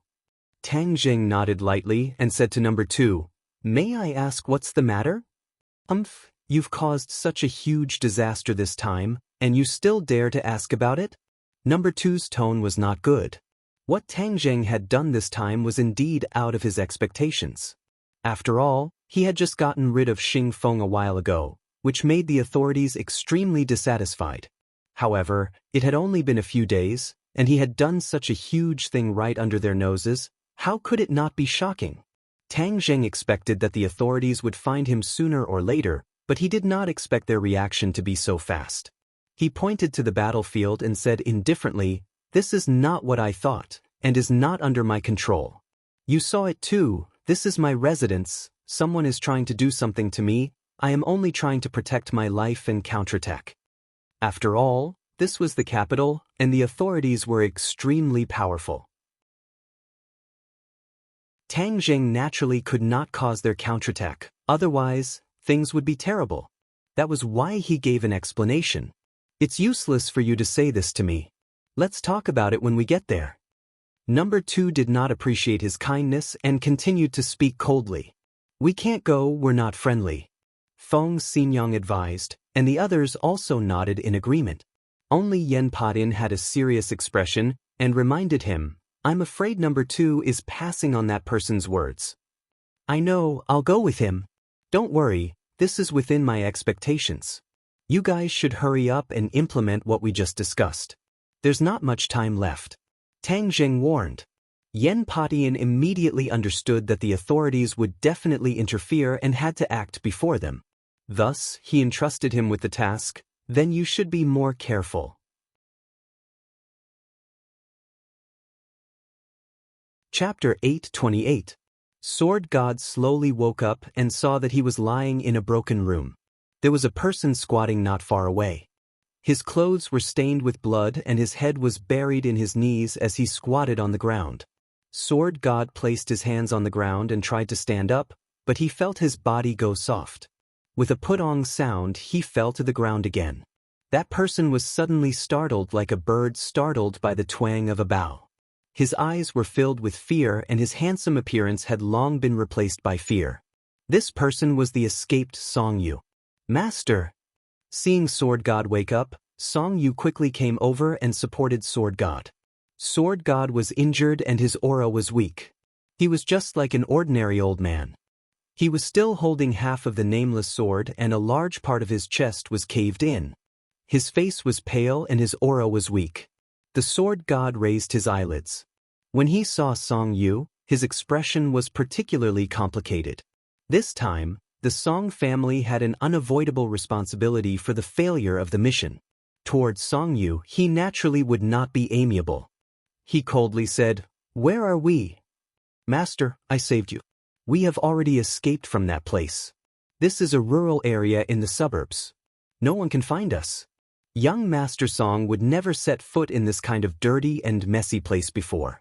However, in order to escape, he had no choice but to come here. "Where are the others?" Sword God asked. Song Yu's eyes turned red and he began to cry. "Wu Master, my grandfather and father are both dead. The others either died or escaped. I don't know." This time, he came to kill Tang Zheng with full confidence. He never expected that things would turn out like this. He was completely defeated and even Sword God was heavily injured. Sword God's expression darkened. Without a doubt, this was the most miserable time since he started cultivating. However, when he saw Song Yu, who was usually insufferably arrogant, crying like a woman, Sword God Wu Ming was furious. He shouted angrily, "You're a man, yet you're crying like a woman." Song Yu's crying stopped abruptly as she looked at the Sword God in silence. If it weren't for your Song family, how could I have become like this?" The sword deity was furious. Song Yu immediately buried her head in her chest, but her hands were clenched into fists. Her family was ruined, and her master still wanted to blame her. It was too much. However, the sword god's prestige was deeply rooted in his heart, so he didn't dare to refute. If he wanted revenge, he could only rely on the sword god, so he said, "Shizhuan, are we going to give up just like that? Not only did he hurt you, but he also destroyed my family. We must take revenge." Cough cough. The god of swords coughed violently and said weakly, "Revenge? Of course we have to take revenge." However, his eyes dimmed. These two words were easy to say, but it was extremely difficult to carry out. The god of swords was very clear about his own injuries and knew that he would not live for long. He had no idea who that white-clothed woman was, and he was afraid that even the High Lord did not know. This matter was too big, and he had no choice but to take it seriously. He was anxious to pass this information back, but he couldn't hold on until he returned to Sword Pavilion. But before he died, he had to figure out one thing, and that was the truth behind Sword 13's death. Originally, he didn't believe what Tang Zheng said, but things were different now. When he recalled the scene at that time, he couldn't help but have doubts. Tang Zheng had the white-clothed woman's help, so there was no need to fabricate a lie. Moreover, the Song family's reaction was too intense and too strange. Now that he thought about it, there were many things that didn't make sense. Sword 13 was his most valued disciple. Even if he didn't have long to live, he still wanted to figure out the ins and outs of the matter. "Disciple, let me ask you something. You must tell me honestly," the god of swords asked in a deep voice. Song Yu's heart thumped as she had a bad premonition. She asked nervously, "What is it?" The god of swords looked at Song Yu with a burning gaze. Although he didn't have long to live, his gaze was as sharp as the edge of a sword. Song Yu still couldn't look straight at him. He asked firmly, "How did your eldest senior brother, Sword 13, die?" Song Yu panicked and said hesitantly, "Master, didn't you already know that eldest senior brother? Wasn't he killed by Tang Zheng?" "Is that so?" the god of swords asked. This. Song Yu panicked and hesitated for a long time before nodding hesitantly, "Yes." Nonsense. Although the god of swords and Song Yu hadn't been together for a long time, he still understood him. Looking at him like this, how could he not know that he was lying? Immediately, he believed what Tang Zheng said. The death of his eldest disciple was probably related to the Song family. "Do you still want to hide it? Raise your head and look into my eyes. Tell me, is what Tang Zheng said true? You didn't come out and let Sword 13 go out alone?" the god of swords asked fiercely. Song Yu was so scared that her soul was about to fly away. She knelt on the ground and cried, "Yes." The God of Swords' eyes widened. His breathing quickened and he coughed nonstop. So this was the reason for the death of his eldest disciple. The Song family hid and pushed Sword 13 out. Although Sword 13's attainments in swordsmanship were extremely high, he had one thing in common with the God of Swords, and that was that he loved the sword as if he was infatuated. He wasn't very smart about the ways of the world, so he was tricked by the Song family. Master, what's wrong? Seeing that the God of Swords was coughing nonstop, Song Yu hurriedly asked. The God of Swords finally stopped coughing. He looked fiercely at Song Yu and said, I really regret taking you in as my disciple. Your Song family actually caused the death of Sword 13. The Song family brought all of this upon themselves. If I wasn't injured, I'm afraid that just because of this, I wouldn't have let your Song family have an easy time. The God of Swords hated evil as if it was his enemy, and didn't give Song Yu any face at all. Song Yu was shocked. If the God of Swords wanted to destroy the Song family, even if there were 10 Song family members, they wouldn't be his match. Immediately, Song Yu's heart was filled with anger. She couldn't help but clench her fists even tighter. She also gritted her teeth, and a faint killing intent flashed in her eyes. But he didn't dare do anything. The reputation of the God of Swords had long since been deeply ingrained in his bones. He didn't dare offend his superior at all. Master, calm your anger. We had no choice but to do this. If it wasn't for Tang Jing pressuring us step by step, we wouldn't have done this. Song Yu took a deep breath, suppressed the hundreds and thousands of twists and turns in her heart, and explained pitifully. This is the people of your large families. All of them are sinister and cunning. They only know how to sacrifice others to protect themselves. They're extremely despicable. The God of Swords had an extremely deep relationship with Sword 13's master and disciple, and he still continued to rattle on angrily. Song Yu's expression became extremely unsightly. She was submissive and didn't know how to reply. After a long time, the God of Swords' anger calmed down slightly, and he said, Raise your head, look at me, and listen to my orders. Song Yu raised her head nervously, and she was shocked when she saw that the God of Swords' face had become even paler, as if he was a dead person. The God of Swords trembled as he took out a command token from his bosom, and he said, Return to the Sword Pavilion and bring this command token to your second senior brother. Tell him that from now on he's the successor of the Sword Pavilion, and he must lead the Sword Pavilion to develop and strengthen step by step. Song Yu was dumbstruck as he looked at the command token. He recognized that this was the command token of the master of the Sword Pavilion. With this command token, everyone in the Sword Pavilion had to listen to his orders. Master actually wants to pass the position to second senior brother. Could it be that his injuries? Song Yu was shocked in her heart, and she looked at the God of Swords with a burning gaze, and she felt that his condition was extremely bad. So, she probed, Master, you're still alive. So why are you passing the position to second senior brother? With your leadership, our Sword Pavilion can become even stronger. The God of Swords' eyes dimmed and he sighed, I can't hold on anymore. That white-clothed woman is too powerful.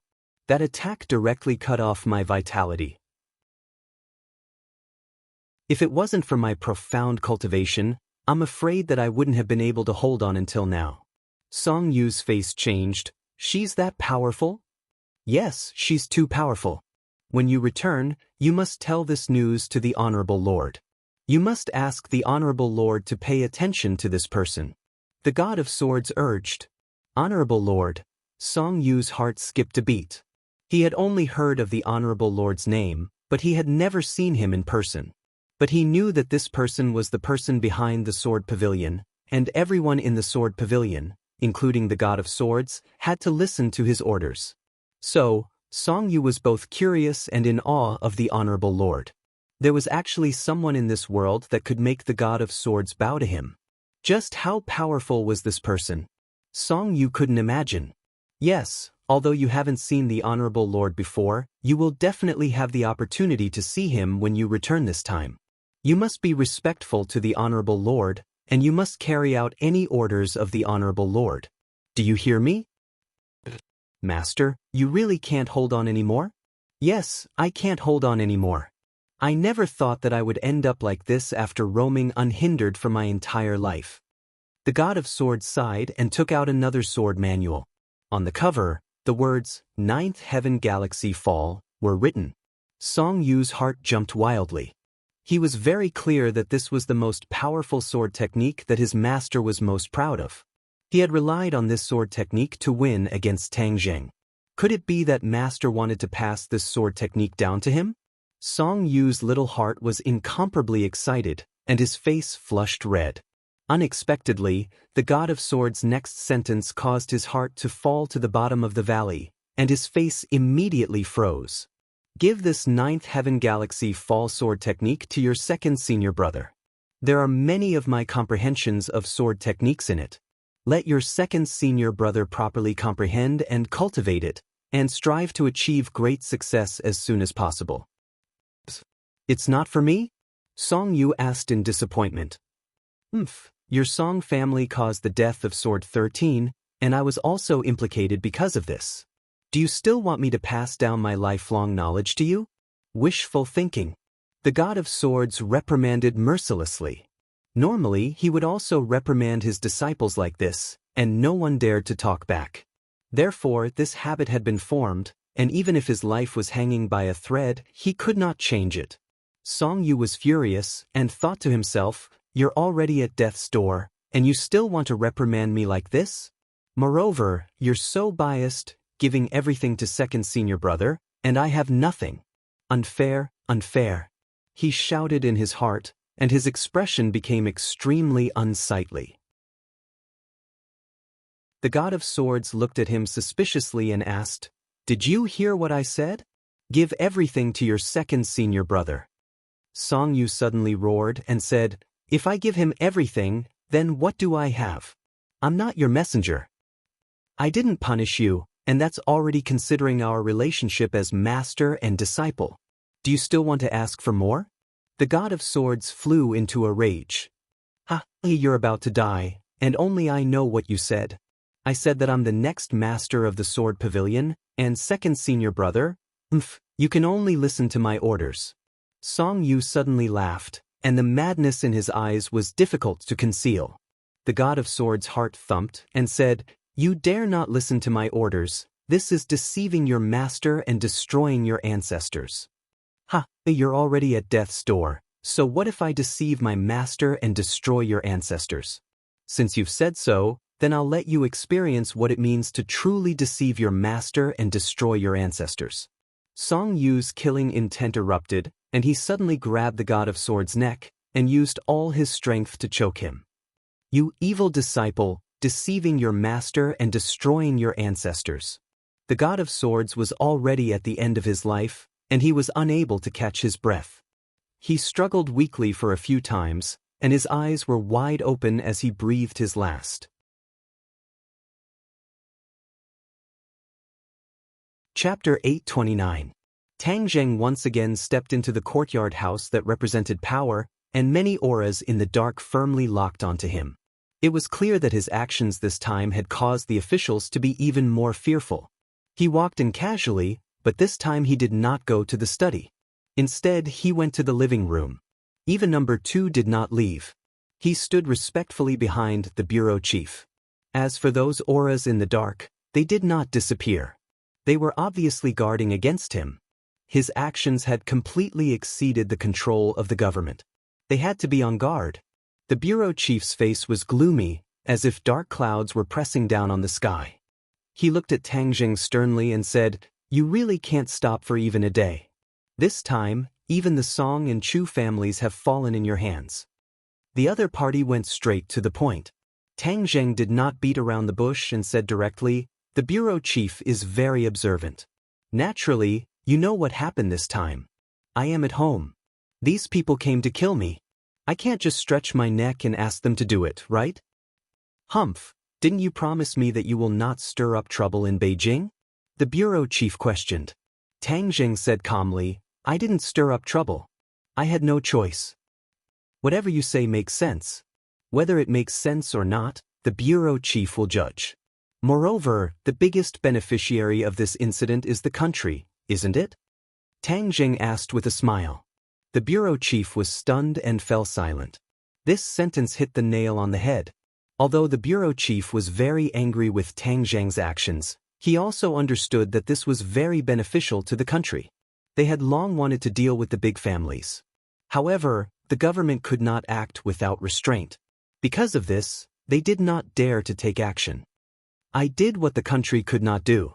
I am a meritorious person. Tang Jing joked.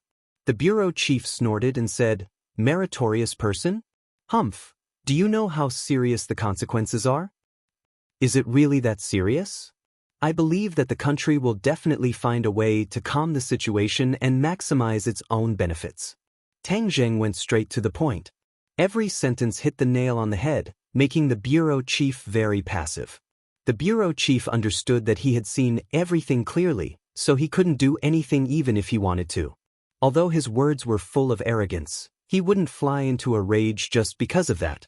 In fact, in retrospect, Tang Zheng's series of actions were not harmful to the country at all. Instead, he helped the country eliminate a threat. However, he was free and undisciplined in his actions, which gave the chief a headache. The chief wanted to use this opportunity to teach him a lesson so that he wouldn't cause any more trouble. "You sure have a glib tongue. You make it sound so easy." The bureau chief still didn't give him a good look. Not to mention the Song and Chu families, even the sword god was defeated by you. Who exactly is that woman in white, and what is her relationship with you? This was the main point. There was a super expert like the white-clothed woman in the capital, which made him feel uneasy. He also wanted to see the face of the heroine, but his subordinates kept dissuading him. Finally, he gave up the idea. Even the sword god wasn't a match for the white-clothed woman. If she was brought here, even if there were hidden experts protecting her, the bureau chief would still be in danger. Therefore, they couldn't let the bureau chief take the risk. However, finding out the background of the white-clothed woman was a top priority. After all, there was such a powerful person hidden in the capital, which was a hidden danger. Tang Zheng was very meticulous. Seeing the bureau chief take the initiative to mention the Empyrean fairy, he understood his worries. However, the Empyrean fairy's background was mysterious, and it was related to Qin Shi Huang. Of course, he couldn't tell the truth. Therefore, he pondered for a moment and said, "This person's name is Fu Yao. I met her by accident. As for her background, she always kept it a secret, so I don't know."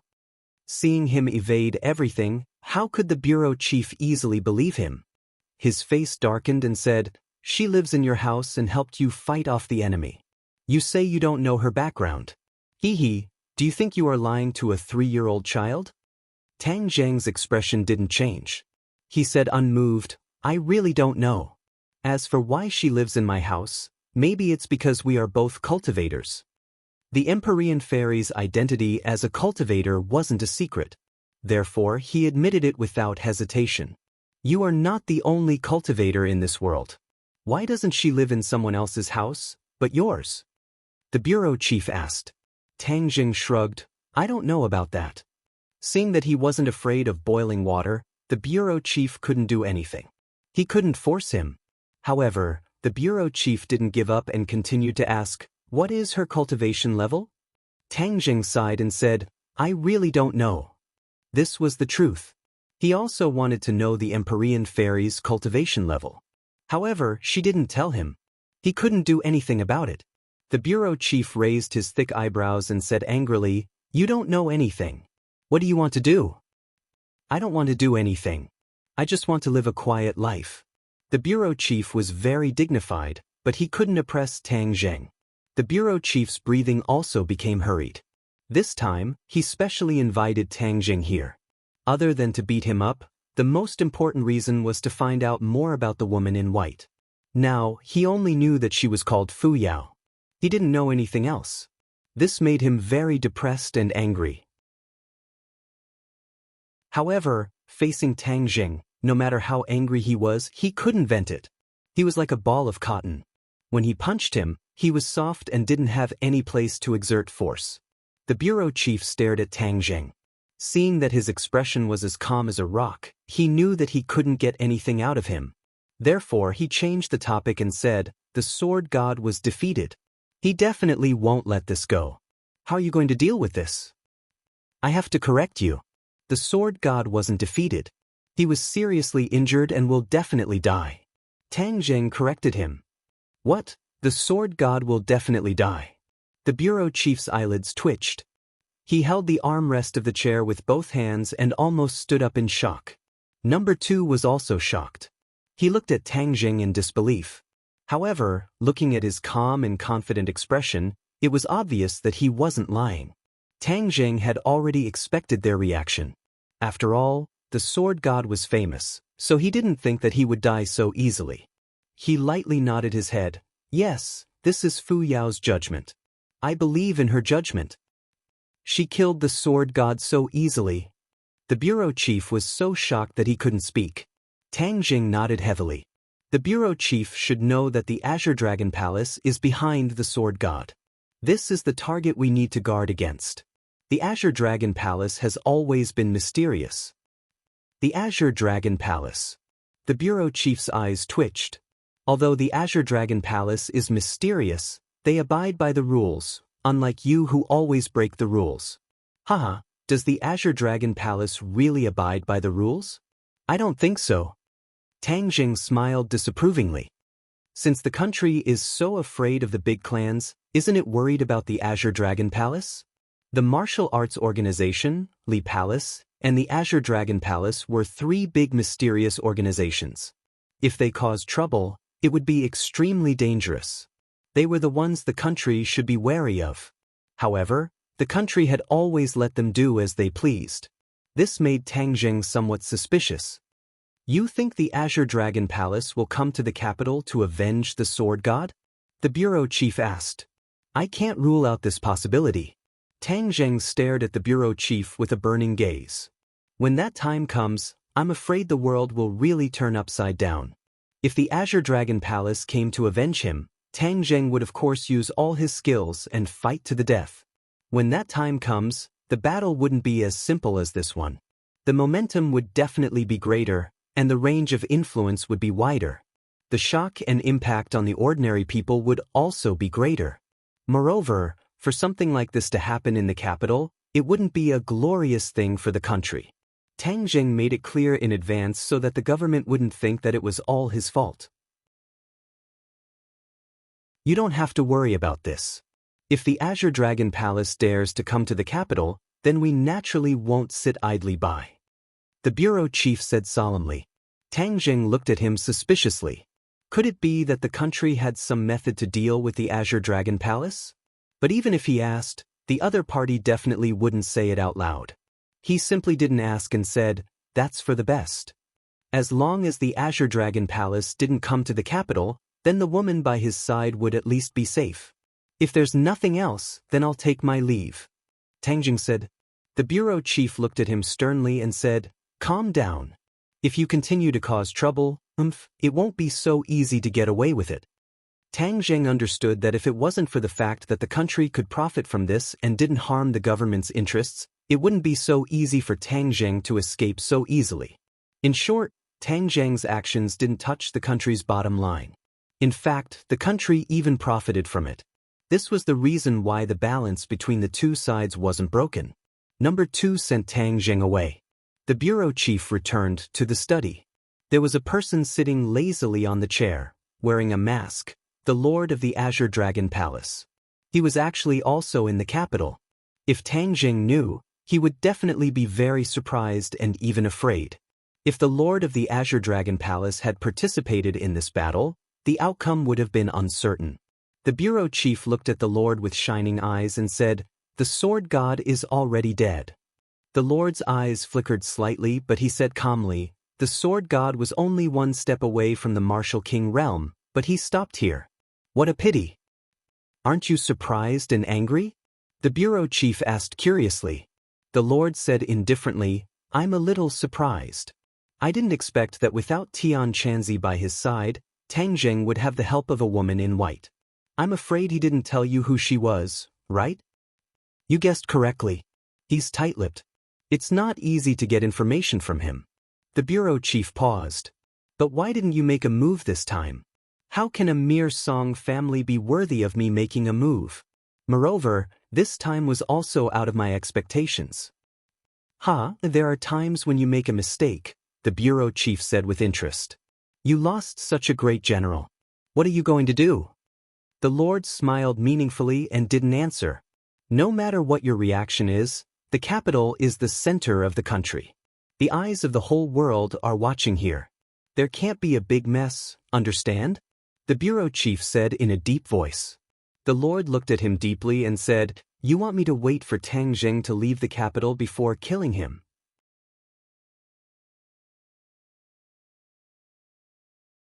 Chapter 830. The bureau chief looked deeply at the Lord and said, Don't tell me you won't take revenge for the sword god? The Lord did not answer, but instead asked, Tang Zheng has helped you a lot, why do you want to get rid of him? The bureau chief's mood was very complicated.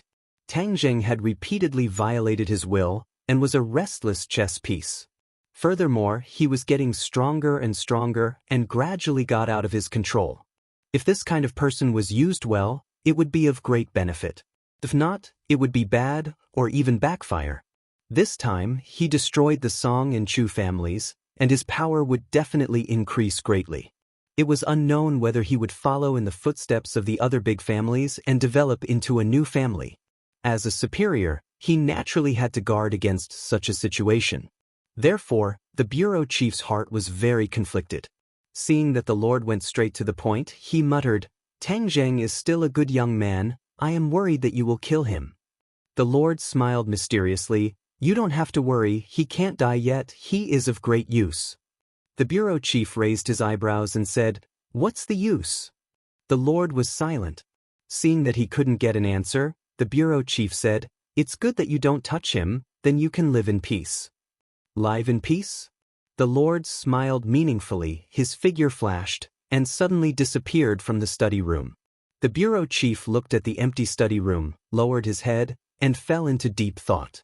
In the following period of time, the capital was calm, and Tang Zheng's forces quickly divided up the forces of the Song and Chu families. However, the official reaction was also very fast, and within a few days, they also began to collect the remaining forces of the two families on a large scale. Tang Zheng's side chose to withdraw, but they had already eaten their fill and had reaped a lot of benefits.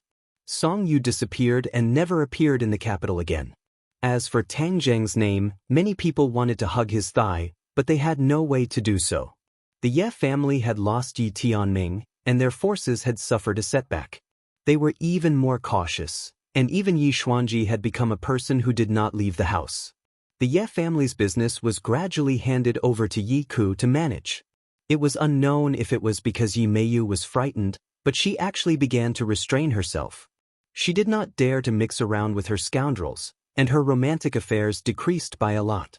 Smart people could tell at a glance that the Ye family was already going downhill. The Yen family was already strong, and now they were like a tiger that had grown wings. They were thousands of miles away from the Ye family. Another one that attracted the attention of many was Qin Badian. Qin Badian was originally a rising star of the younger generation, but there was still a large gap between him and the other major clans. But this time around, he took advantage of the situation to rise up and had a close relationship with Tang Zheng, causing many people to be jealous. Why didn't they have such good foresight, placing their chips on Tang Zheng so early? Now, it was time for them to reap the rewards. As for Tang Zheng's company, it was even more successful. It was developing extremely quickly in various fields, and its layout was becoming more and more grand. Even Tang Linger benefited a lot from it, and directly acted as the female lead of a TV series with a huge investment. Tang Zheng had nothing to do, so he had been cultivating at home. After all, he had gained a lot of insights from this battle. As for the others, they were even more so, as they worked even harder in their cultivation. Half of the energy in the spar had already been absorbed by Tang Zheng. The innate qi in his body had become more and more vigorous, and his cultivation had increased greatly. But his quiet days were quickly broken. Yen Luyun called and said that someone had actually invited him, and asked young Master Yen to pass the message. This person was naturally not an ordinary person. Ji Wuxiang. When Yan Luyun said this name, Tang Zheng was secretly shocked. Although he had only met Ji Wuxiang once, he had a deep impression of him. Logically speaking, he also owed Ji Wuxiang a favor, so he naturally could not refuse this invitation. This time, the location of the meeting was not Ji Wuxiang's high-class club, but a Go club. Tang Zheng was not a Go lover, so when he saw this Go club, he could not help but be stunned. There was actually a private Go club nowadays, so he was afraid that this was definitely a business that was losing money. Yan Luyun seemed to have seen through his thoughts and explained, "It is said that Ji Wuxiang is a Go lover, and this Go club has specially trained a group of Go players. It is said that there are many experts among them, and Ji Wuxiang himself is even at the level of a national master." Tang Zheng suddenly understood. With Ji Wuxiang's wealth and status, not to mention a Go club, even if there were 10 Go clubs, it would not be a problem for him to pay for his hobby. The Go club did not occupy a large area, and its appearance was like a Go piece. It was very exquisite, and it was quiet in the midst of chaos, with an elegant artistic conception. Ji Wuxiang quickly walked out to welcome him. He still had an ordinary appearance, and he looked like he would not be found in a crowd. It was a strong contrast to his identity. "Young Master Tang, please forgive me for not going out to meet you." Ji Wuxiang courteously welcomed him. Yan Luyun glanced at Tang Zheng. On the way here, the two of them had been speculating about the true purpose of Ji Wuxiang's invitation. In the end, Yan Luyun concluded that it was Tang Zheng's recent actions that had piqued his interest. It must be known that Ji Wuxiang had never taken the initiative to invite any of the previous great clans. This time, Tang Zheng had received such a courteous reception, which was unprecedented. This showed that Ji Wuxiang valued Tang Zheng even more than the previous great clans. But when they thought about it, Tang Zheng had stirred up the pool of water in the capital after entering it.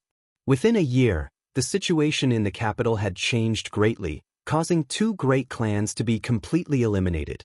To many people, this was simply impossible, but Tang Zheng had made the impossible possible. It could be called a miracle. As for Ji Wuxiang's true purpose, they still could not guess it. They could only take it one step at a time. Tang Zheng cupped his fists and said, "Manager Ji is too kind. Young masters, please follow me. The Go Club is simple and crude, so please don't mind it." Ji Wuxiang led the way in front. Yan Luyun chuckled and said, "Manager Ji, if your Go Club is considered simple and crude, then we are living in a thatched hut. Young Master Yan is joking. This Go Club is where I usually go when I like to be quiet. It's just that I don't know if we have neglected the two of you by meeting here." Ji Wuxiang said courteously. Tang Zheng lightly said, "Manager Ji is too polite. I am a boor and know nothing about Go, but I can still see that this place is not ordinary. It has really opened my eyes." As they chatted, the three of them arrived at a large hall. There were many Go players sitting there. They were all focused on playing Go and did not notice the three of them at all. Although Tang Zheng did not know much about Go, he could feel a killing intent from the Go board and could not help but be attracted. The Go players played very quickly and the game had many changes. The killing intent was awe-inspiring.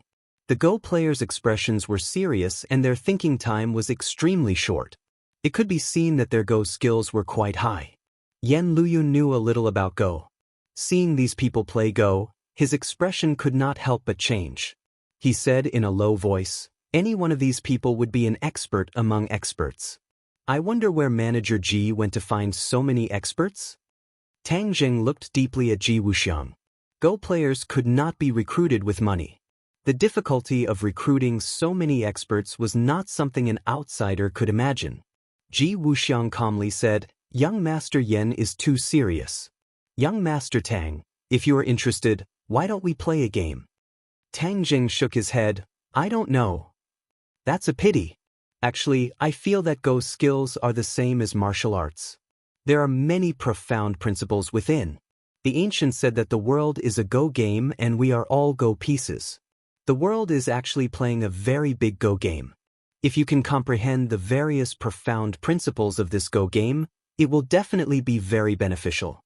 You might even be able to play this huge Go game." Ji Wuxiang said tirelessly. Tang Zheng's eyes trembled as he said, "The world is a go game. Manager Ji's ambitions are great. Could it be that you also want to play this go game?"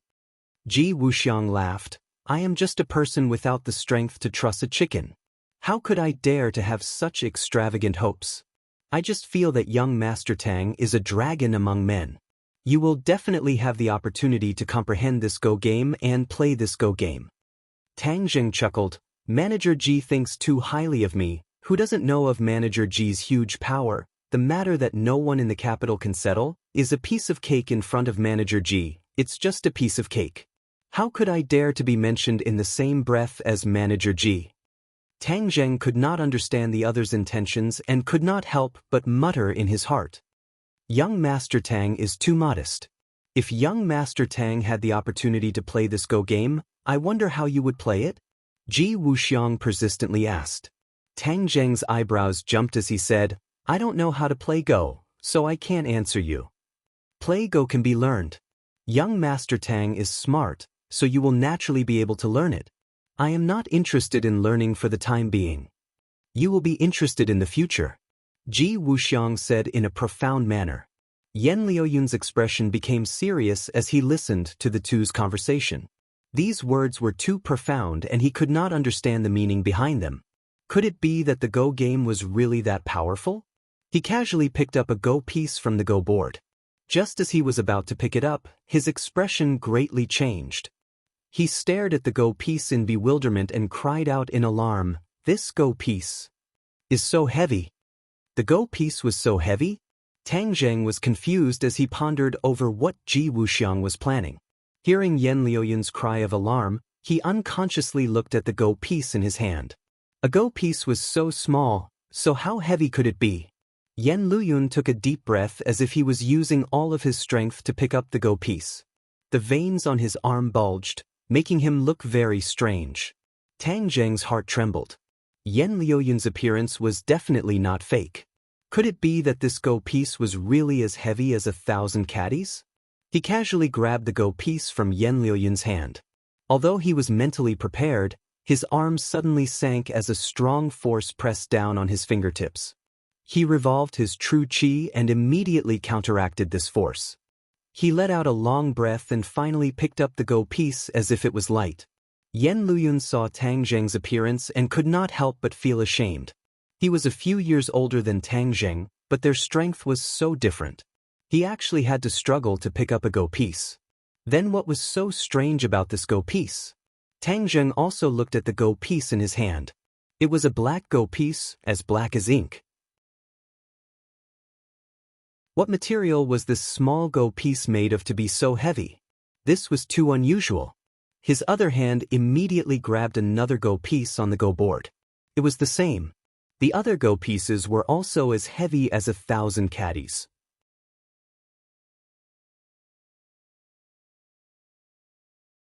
Chapter 8:31. These Go players played with the Go pieces at their fingertips, lifting the heavy pieces as if they were light, but the Go pieces were as heavy as 1,000 caddies. This showed that none of them were ordinary people. Tang Zheng examined these Go players again, but found that there was neither the fluctuation of inner energy of a martial artist nor the flow of zhenqi of a cultivator in their bodies. So how could they pick up the Go pieces? Tang Zheng was puzzled and could not hide his surprise as he looked at Ji Wuxiang. Seeing that he was so calm, he could not help but be shocked. Where did this person come from? So, Tang Zheng asked tentatively, "Director Ji, what are these Go pieces made of? How could they be so heavy? And where are these Go players from? How could they lift the heavy pieces as if they were light?" Yan Liuyun had already put down his chess piece and stared at Ji Wuxiang with a burning gaze. The world had always said that Ji Wuxiang was extraordinary, and now that he had clearly felt this point, he felt that he was even more unfathomable.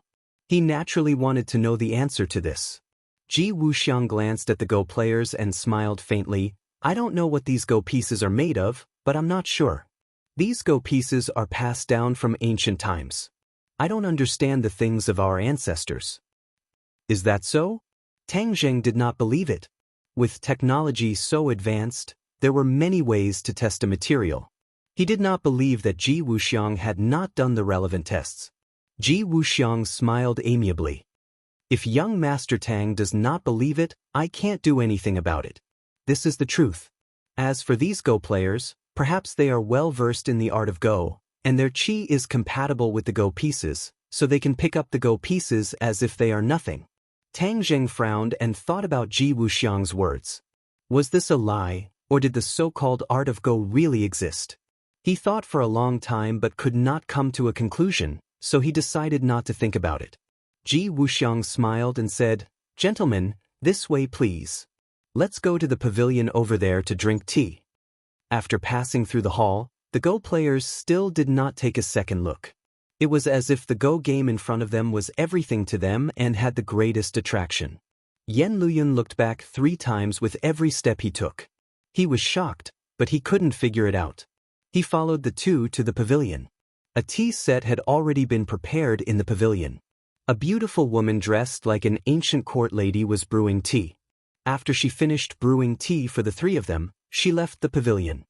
President Ji's tea reception is truly a waste of God's gift. To me, the art of chess is the same as the art of tea. I know nothing about them. Tang Jing said. Ji Wuxiang clapped his hands and said with a smile, "Young Master Tang, you're a man of true feelings. These tricks are only used to deceive the average person. You've already seen through the essence, so there's no need for these tricks to set you off." Hearing Ji Wuxiang praise him like this, Tang Zheng felt a little embarrassed. His family was not well off when he was young, so how could he have the heart to learn these things? He was not like the children of a rich family who were proficient in the 4 arts. Seeing him talking about other things and not getting to the point, Tang Zheng couldn't help but ask directly, "President Ji invited me here today. What is the purpose of this invitation?" "To watch the Go game and drink tea." "That simple?" Tang Zheng did not believe it. Ji Wuxiang said with a smile, "Young Master Tang has been busy recently and has gained a lot. You've been busy all day, so naturally you need some peace and quiet. There's nothing special about this tea house other than peace and quiet. So, I took the initiative to invite young Master Tang to have some peace and quiet." Tang Jing looked at him meaningfully. His mouth twitched. Who are you trying to fool? He felt more and more that Ji Wuxiang was unfathomable. "So," he said without batting an eyelid, "thank you President Ji for your kindness. I haven't thanked President Ji for his help last time at the club. It's just a small matter. I heard that Miss Tang Linger has been doing well recently and her path to stardom is broad. I really have to congratulate you. If I had such a sister, I would be very happy." Seeing him mention Linger, Tang Jing followed along and said, "Linger likes these things. I will naturally do my best to satisfy her." "Then Miss Tang Linger is really happy." Ji Wuxiang paused for a moment and then changed the topic. "Tang Zheng is like the sun in the sky. If I may ask, what plans do you have for the future?" Tang Jing shook his head and said, "What plans can I have? I'll just live a simple life." "Hee, young Master Tang must be joking. You can do whatever you want. How can that be considered a simple life? Presumably, the capital and even the country will be in the palm of young Master Tang's hand." Tang Zheng's head bulged and he became vigilant. These words were a bit disgraceful. Chief Ji's words are exaggerated. This is my sincere truth. A man's pursuit is nothing more than power. With young Master Tang's strength, this power is not suitable.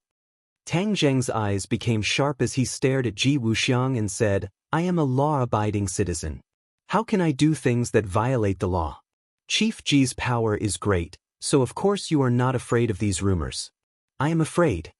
Tang Zheng had not easily dispelled the government's fear of him, so he would not let others speak of him.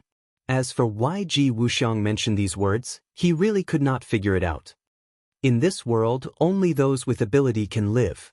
Young Master Tang is young and full of vigor. Could it be that you do not envy the ancient emperors? Ji Wuxiang patiently said. "I don't want to. This is a new era, not ancient times. It is better to speak less of such nonsense. If Chief Ji does not have any other matters, then we will take our leave." Tang Zheng had already sensed a sense of crisis. This Ji Wuxiang seemed harmless, but he was like a poisonous snake. He actually used such a disgraceful thing to seduce him. If he fell for it, then he was afraid that what awaited him would not be good. Moreover, he had never thought of becoming a king in his heart. He just wanted to live a peaceful life and at the same time increase his strength to protect the people around him. Seeing Tang Jing stand up, Ji Wuxiang laughed and said, "Young Master Tang, please don't blame me." This Ji spoke without thinking. Please sit, please sit." Tang Zheng and Yan Luyun looked at each other and Yan Luyun nodded. Tang Zheng did not understand Ji Wuxiang's purpose, so he sat down again. With young Master Tang's strength, if you don't use it, then wouldn't it be a waste? Ji Wuxiang waited for them to sit down and said sincerely and regretfully. Tang Zheng's face sank and said, "There's no need for Boss Ji to worry about this." Ji Wuxiang faintly smiled and said, "Young Master Tang, I heard that there's a white-clothed woman called Fu Yao in your residence. I wonder if I have the honor to introduce her to you? I've admired her for a long time and would like to meet her." Fu Yao? Tang Zheng was slightly shocked. Could this be his true purpose? To meet Fu Yao? But Fu Yao was a complete stranger to him, so why did he want to meet her? Could it be that the news of the Empyrean fairy killing the sword god had reached his ears? Tang Zheng did not change his expression and tactfully declined. "Fu Yao is willing to meet a stranger." Ji Wuxiang faintly sighed and said, "That's a pity. The Fu family is the most ancient family name in Huaxia. It is said that they are the descendants of Fuxi. If this Miss Fu Yao is from this family, then she would have a long history." He, Boss Ji is experienced and knowledgeable. As for Fu Yao's family inheritance, I don't know. Tang Zheng still did not agree. "Is that so? I thought young Master Tang would know. After all, she lives in your residence. But I heard that a few thousand years ago, there was a woman called Fu Yao who shares the same name as your family. It's fate." Tang Zheng was shocked. What did Ji Wuxiang mean? Could it be that he already knew Fu Yao's origins? He had never told anyone about Fu Yao's origins. He had never even mentioned the name of the Empyrean fairy, so how could Ji Wuxiang know? Was all of this a coincidence, an unintentional remark, or was he deliberately doing it?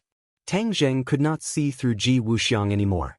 Ji Wuxiang continued, "Young Master Tang, are you listening to me?" Tang Zheng was slightly startled and said, "Of course I'm listening. There are too many people with the same name in this world. It's not surprising." Perhaps. But this Fu Yao in history is not simple. Although she is not in the official history, she has left behind many legends.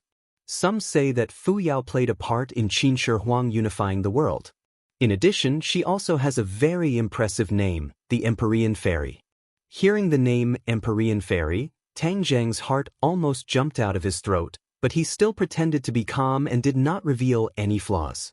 He faintly said, "This Fu Yao is so formidable, but there is no trace of her in the official history. That's strange. Boss Ji is experienced and knowledgeable to even know about matters from several thousand years ago. Formidable." Ji Wuxiang looked at Tang Zheng with a smile that was not a smile and said, "History is written by the victors." Qin Shi Huang naturally did not want the world to think that there was a woman on his path to becoming a king. If the world knew that he was able to ascend the throne because of a woman, how would the world view him? After all, women in ancient times were not valued and thought that a woman without talent was virtuous. Tang Zheng scoffed. If he had not been to Qin Shi Huang's mausoleum, he would have believed these words. But he had seen Qin Shi Huang and the Empyrean Fairy, so he naturally would not believe it. He was afraid that there was a hidden story. The Empyrean Fairy and he had known each other for so long, but she rarely talked about her past. Even when he beat around the bush, she remained silent. That's a pity. This kind of talented woman was buried in history. Tang Zheng pretended to sigh with regret. If I could see this person again, then I would have no regrets in this life." Ji Wuxiang looked deeply at him and sighed. Several thousand years have already passed. This person has already passed away. How could I see her again? Tang Zheng said. That's not necessarily true. Who knows, maybe a miracle will happen. Ji Wuxiang said. Tang Zheng's heart beat wildly. What was the meaning of Ji Wuxiang's words? Did he really know Fu Yao's identity? Was this all a test, or did he already have concrete evidence? In addition, where did he get this information from? After all, it had already passed 1,000 years ago and it had not been passed down in the official history. There were too many secrets that no one knew about. But one thing was certain. Ji Wuxiang beating around the bush and beating around the bush, his ultimate goal was the Empyrean fairy, Fu Yao.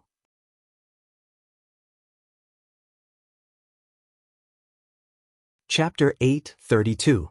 Thank you for your hospitality today, President Ji. I still have matters to attend to, so I'll take my leave first. Tang Jing stood up again.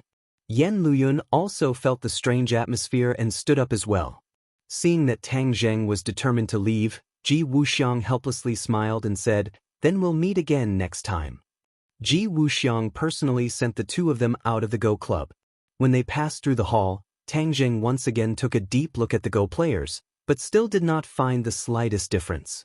Could it be that there really was some profound mystery of the Go Dao, and these Go players had comprehended the mystery, which was why they could use these Go pieces so easily?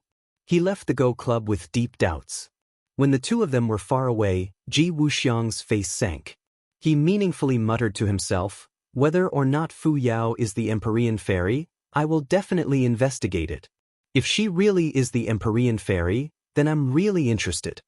After Tang Zheng and Yan Luyun drove far away, Yan Luyun curiously asked, "Young Master Tang, you and President Ji are speaking in riddles, making people confused."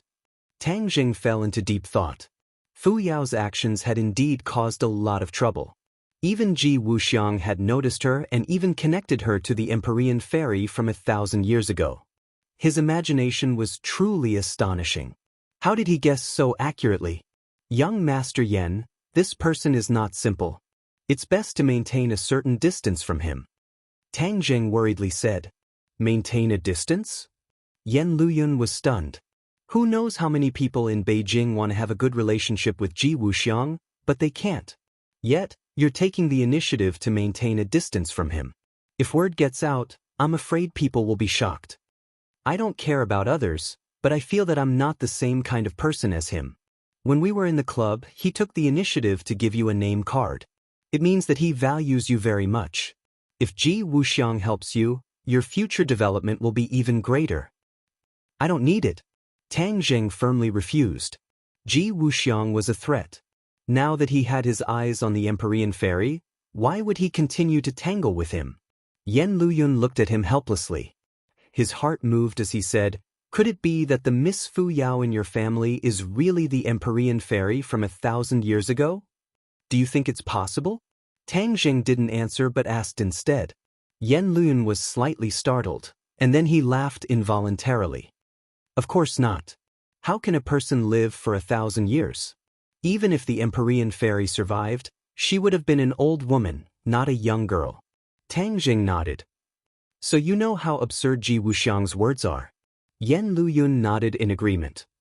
"This person said this for no reason. What is his purpose? I really can't figure it out. Since you can't figure it out, then stay at a respectful distance." "That's the best way," Tang Zheng reiterated. Yan Luyun had long since followed Tang Zheng's lead. He nodded. "All right, I'll listen to your suggestion."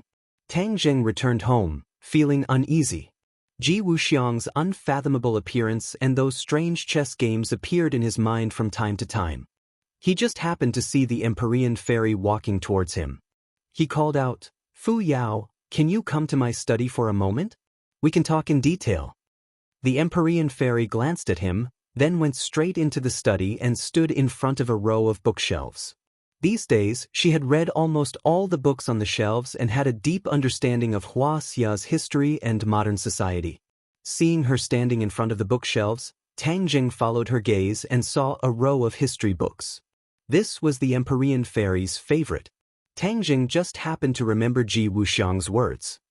"I heard that when Qin Shi Huang unified the world and ascended to the throne, you were the one who made the greatest contribution." The Empyrean fairy's gaze moved away from the bookshelves and looked suspiciously at Tang Zheng. "Where did you hear this?" she asked.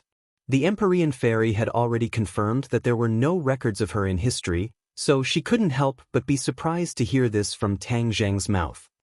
Someone told me. He wanted to see you today, but I refused. Someone wanted to see me? Moreover, he knows the true history of the past?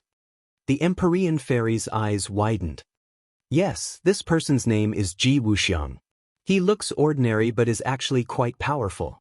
It's said that there's nothing he can't handle in the capital, but I feel that he's unfathomable.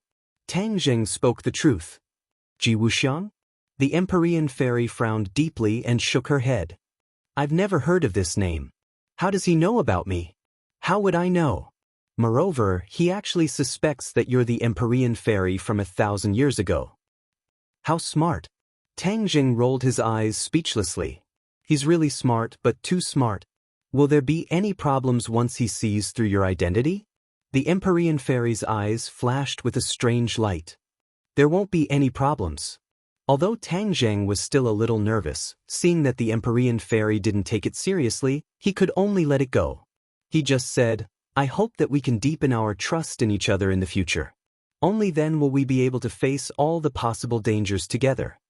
The Empyrean fairy stared at Tang Zheng deeply and said, You and I have never truly trusted each other completely. The only thing we trust is ourselves. Qin Shi Huang was also like that. Tang Zheng had always felt that the Empyrean fairy was always on guard against him. Now that he heard what she said, it was finally confirmed. So it turned out that she was on guard against him because of his identity as a Skywalker. Could it be that Skywalkers really only trust themselves and not others? Tang Zheng lowered his head and thought for a while. Then he immediately rejected this theory. He was a Skywalker, but he would also trust other people wholeheartedly. Everyone is an individual. Don't use Qin Shi Huang's personality on me. Tang Zheng refuted. The Empyrean fairy disagreed. A leopard cannot change its spots. I know Skywalkers better than you. Before Qin Shi Huang ascended to the throne, he was also like this. But after he ascended to the peak of power, he changed completely.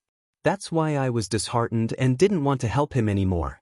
But I didn't expect that he actually wanted to use me to adjust the pure yang energy in his body. What a wishful thinking. Tang Zheng of course knew what it meant to adjust the pure yang energy. This Empyrean fairy actually didn't care about the most powerful emperor in history.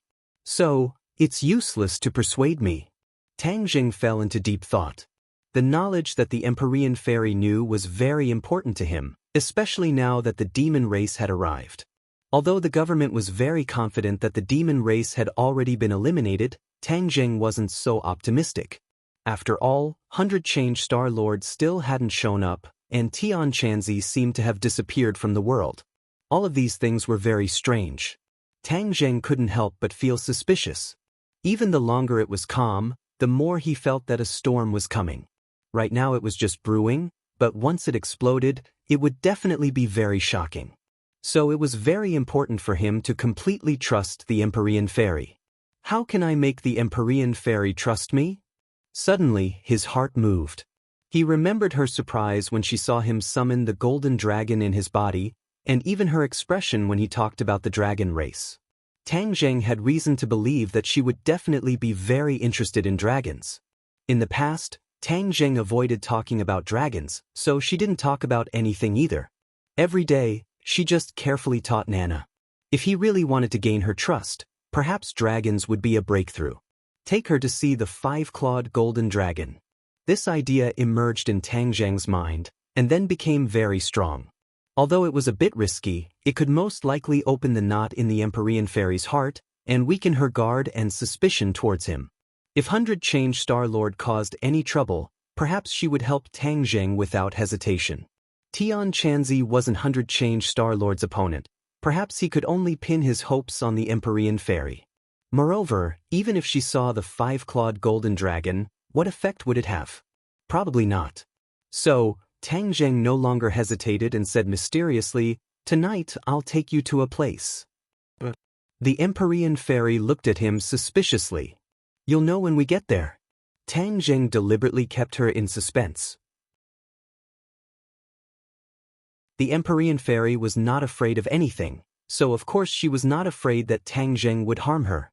After all, whether or not he had the ability to harm her was still unknown. Okay. The Empyrean fairy quickly agreed.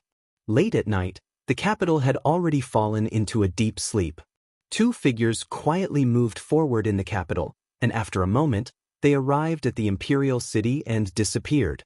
A figure suddenly appeared on the walls of the imperial city, suspiciously looking at the vast imperial city, muttering, "Those two clearly came here, why did they suddenly disappear? Strange. It's late at night, why did Tang Jing bring them to the imperial city?" He gazed deeply at the imperial city. Although the imperial city was still grand and magnificent, there was no emperor inside after all. Instead, it had become a scenic spot where anyone could enter. With the addition of people, the prestige of the imperial city was naturally reduced by a lot. This imperial city is no longer as grand as it used to be. What's there to see? Where did they disappear to? He was puzzled.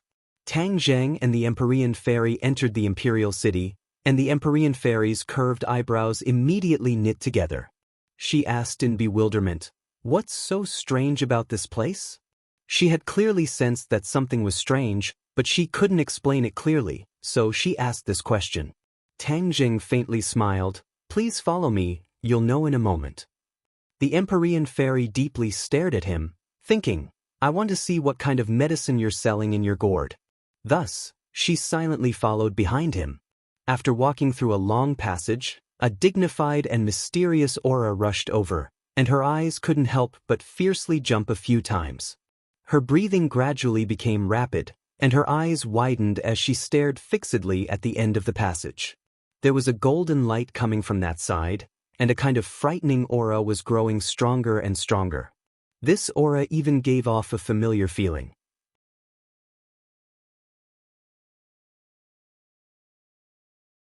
Chapter 8:33. The five-clawed golden dragon hovered in front of them. Its body was huge and its head was high. It looked down at the two people in front of it, especially at the Empyrean fairy. It was even hostile. The overwhelming might of the dragon shrouded the fairy of 9 heavens. She was stunned as if she had been electrocuted. Her heartstrings trembled. After a long while, she spat out a word with difficulty, "Dragon." "Or you?" The five-clawed golden dragon asked first. Its voice was like rolling thunder, exploding in the Empyrean fairy's ears. The Empyrean fairy seemed to wake up from a dream. Her eyes became sharp. She glanced at the dragon and Tang Jing and said, "There is actually a five-clawed golden dragon imprisoned under the imperial city." "Tang Jing, could it be that the dragon clan's martial arts you practice is related to this dragon?" Tang Jing nodded and introduced, "Everyone, don't be nervous. This is the five-clawed golden dragon. This is the Empyrean fairy. I brought her here to see you." "See me? Didn't I tell you that I don't want to see strangers?" The five-clawed golden dragon was angry. After it finished speaking, it spat out a mouthful of dragon chi. A fierce wind blew, as if it wanted to sweep the Empyrean fairy up. However, this fierce wind couldn't move an inch in front of the Empyrean fairy. The Empyrean fairy stared at the five-clawed golden dragon and said, "You are a dragon, but you are imprisoned here. Interesting, interesting." The five-clawed golden dragon was angered. It let out a dragon roar and roared, "You dare to laugh at me? Hee hee, you are already imprisoned. What right do you have to roar at me like this?"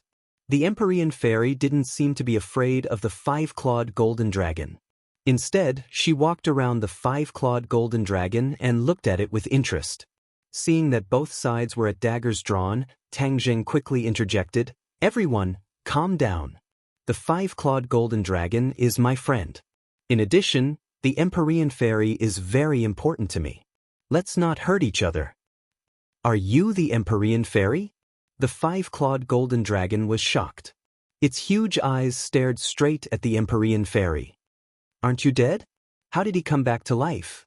Seeing that the five-clawed golden dragon actually knew about the Empyrean fairy, Tang Zheng was shocked and said, "You actually know her?" "Of course I know. The Empyrean fairy is so famous, how could I not know? The Empyrean fairy has the 9 yin saint body, which is the same as your 9 yang saint body. They are both rare constitutions. And the Empyrean fairy is the best of the 9 in holy body. Besides, she has another identity, and it's hard for her not to attract attention. Shut up! The Empyrean fairy suddenly rebuked and stopped him. Tang Zheng was slightly stunned. He didn't know about the Empyrean fairy's origin, but it seemed that he had overlooked the most important part. The 5-clawed golden dragon knew a lot of things, but he didn't ask it. Tang Zheng turned to the Empyrean fairy and said, "Fu Yao, maybe I shouldn't ask this question, but since I brought you to see the 5-clawed golden dragon, this is my biggest secret. This has already shown my sincerity, so why can't you be honest with me? This is good for both of us." The Empyrean fairy looked at Tang Zheng with a complicated gaze. She knew that if Tang Zheng's words were reasonable, then even if she didn't say it, Tang Zheng could find out from the 5-clawed golden dragon's mouth. "Do you really want to know about me?" Sometimes, knowing more is not a good thing. The Empyrean fairy said deeply. Tang Zheng nodded firmly, "Yes, I want to know." The Empyrean fairy looked at the 5-clawed golden dragon and said, "Then tell me." The 5-clawed golden dragon laughed and said, "Those people may have died, but our dragon clan's longevity banquet is long, so these things are still known." The Empyrean fairy snorted coldly. The Empyrean fairy's true identity is the Emperor of Heaven's daughter. This is a secret that very few people know. However, for some unknown reason, she was personally trapped in the mountain river map by the Emperor of Heaven. After the Emperor of Heaven died, the world changed and history changed. The Empyrean fairy escaped from the mountain river map and met Qin Shi Huang, who helped him complete his hegemony. Later on, the Empyrean fairy mysteriously disappeared. I heard that she died, but it turns out that she didn't die. The Emperor of Heaven's daughter. Tang Zheng was dumbfounded. He was afraid that even Tian Chanzi didn't know this, so he didn't react to the Empyrean fairy's name. This name alone sounded very prominent. A person who dared to be called the Emperor of Heaven was naturally not an ordinary person. Looking at Tang Zheng's reaction, the 5-clawed golden dragon guessed what he was thinking and said, "The Emperor of Heaven was a descendant of Fuxi. His cultivation was extremely shocking, so he was crowned as the Emperor of Heaven, the Lord of Heaven. You can imagine what it means to be the Lord of the Heavens at that time." Tang Zheng looked at the Empyrean fairy with shining eyes. It turned out that her background was so great. Ji Wuxiang mentioned the ancient Fu clan, which probably knew the Empyrean fairy's true identity from somewhere, so they valued her so much. Imagine, if Ji Wuxiang confirmed Fu Yao's identity, what would happen? What action would he take? Or what use would Fu Yao have for him? Tang Zheng couldn't figure it out, so he asked the question in his heart. Hearing this, the Empyrean fairy was startled and unnatural. She asked, "You mean that Ji Wuxiang also knows my identity as the Emperor of Heaven's daughter?" Tang Zheng hesitated and shook his head. "I'm not sure, but I have to be careful. This person is unpredictable. However, if he really knows this, what can he do? What use do you have for him?" The Empyrean fairy's eyes flickered, and she hesitated. Obviously, she didn't want to mention it. The 5-clawed golden dragon laughed. "The Empyrean fairy is very useful. She should be the last survivor of the Fu clan, and only he knows where the gate of heaven is." Hearing this, the Empyrean fairy's face became very ugly, and she glared at the 5-clawed golden dragon. "What is the gate of heaven?"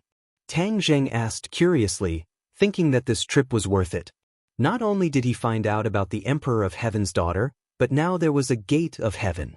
Just the name alone was not simple. The 5-clawed golden dragon ignored the look in the Empyrean fairy's eyes and said, "The gate of heaven is a secret place of the Fu clan. It is said that it hides a huge secret and countless treasures. If one enters the gate of heaven and obtains these treasures, then one can become the new Emperor of Heaven. This not only represents supreme glory, but also endless power. Not many people can resist this temptation. The Empyrean fairy is equivalent to the key to opening the gate of heaven. Therefore, once her identity is exposed, it will naturally attract countless people."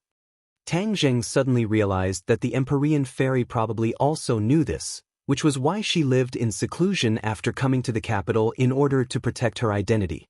However, her name was not changed, and no one would have thought that Ji Wuxiang, with just a name and her actions, would be able to connect her to a person from 1,000 years ago. This caused her identity to be in danger of being exposed. The Gate of Heaven is a secret place of the Fu clan. How can outsiders be allowed to enter? No one should even think about touching it. The Empyrean fairy said coldly, emitting a murderous aura. The five-clawed golden dragon laughed. You may think this way, but others will not think this way. No one will ignore such a huge opportunity. Tang Jing recalled Ji Wuxiang's expression and his heart trembled, saying, I'm guessing that Ji Wuxiang is most likely because of this matter. That old fox, he looks harmless, but he actually has this idea. If anyone dares to have this idea, I will definitely not let them go. I want to meet this Ji Wuxiang. The Empyrean fairy said resolutely. Tang Jing was shocked. It was not easy for me to brush him off. If you take the initiative to deliver yourself to him, won't it be dangerous? If we allow him to scheme behind our backs, then it will be even more dangerous. Moreover, this is not my style. I, the Empyrean fairy, have always been straightforward. I want to find out his true goal. Tang Jing speechlessly rolled his eyes. He did not know whether this was a good thing or a bad thing. Let's think about it at length. Tang Jing tactfully advised. He was still not at ease with Ji Wuxiang. This person was evil, and he did not want him to know the real situation of the Empyrean fairy. You are a grown man, what are you being so wishy-washy about? Could it be that you are afraid that he will harm me? The Empyrean fairy asked unhappily. Tang Jing smiled embarrassedly. Wasn't this exactly what he was worried about? This is no longer a world filled with experts. In this world, if anyone wants to harm me, then they have to consider their own strength. The Empyrean fairy said confidently. During this period of time, the Empyrean fairy had gained enough understanding of the modern world. Although the modern world was technologically advanced, in terms of personal strength, she was confident that no one could be her opponent. This was why she was so confident. Tang Jing was speechless. The five-clawed golden dragon laughed and said, Tang Jing, you are actually worried about the safety of the Empyrean fairy. Your worries are groundless. Do you know how high her cultivation is? This was a question that had always puzzled Tang Jing. He looked at the five-clawed golden dragon blankly and asked, How high? If I am not mistaken, she should be in the apotheosis stage. The five-clawed golden dragon deduced. The Empyrean fairy did not refute, which obviously meant that she agreed. Tang Jing's heart skipped a beat. He had been guessing how powerful the Empyrean fairy was, but he did not expect that she was in the apotheosis stage, which was much higher than Tian Chanzi. Tian Chanzi had only cultivated to the Yuanying stage. The apotheosis stage. Tang Jing suddenly remembered something. He looked at the five-clawed golden dragon with a complicated expression. The five-clawed golden dragon guessed his thoughts and said, If someone in the apotheosis stage can break the formation of this imperial city, I will be able to see the light of day again. Tang Jing nodded suddenly. This was what he had agreed with the five-clawed golden dragon. That was why the five-clawed golden dragon had helped him time and time again. Now that there was a ready-made master of the apotheosis stage here, didn't it mean that the five-clawed golden dragon could be free soon? The five-clawed golden dragon's eyes became deep, but it could not hide the excitement in them. It had been imprisoned here for hundreds of years and had been looking forward to seeing the light of day again. However, if it waited for Tang Jing to reach the apotheosis stage, it would take a long time. Now that there was a ready-made candidate, of course it would be happy. The five-clawed golden dragon winked at Tang Jing. Its meaning was very clear. It wanted him to ask the Empyrean fairy to help it out. At this moment, Tang Jing hesitated. The five-clawed golden dragon had a lot of resentment against human beings. It was imprisoned here by human beings. What if it took revenge after it was freed?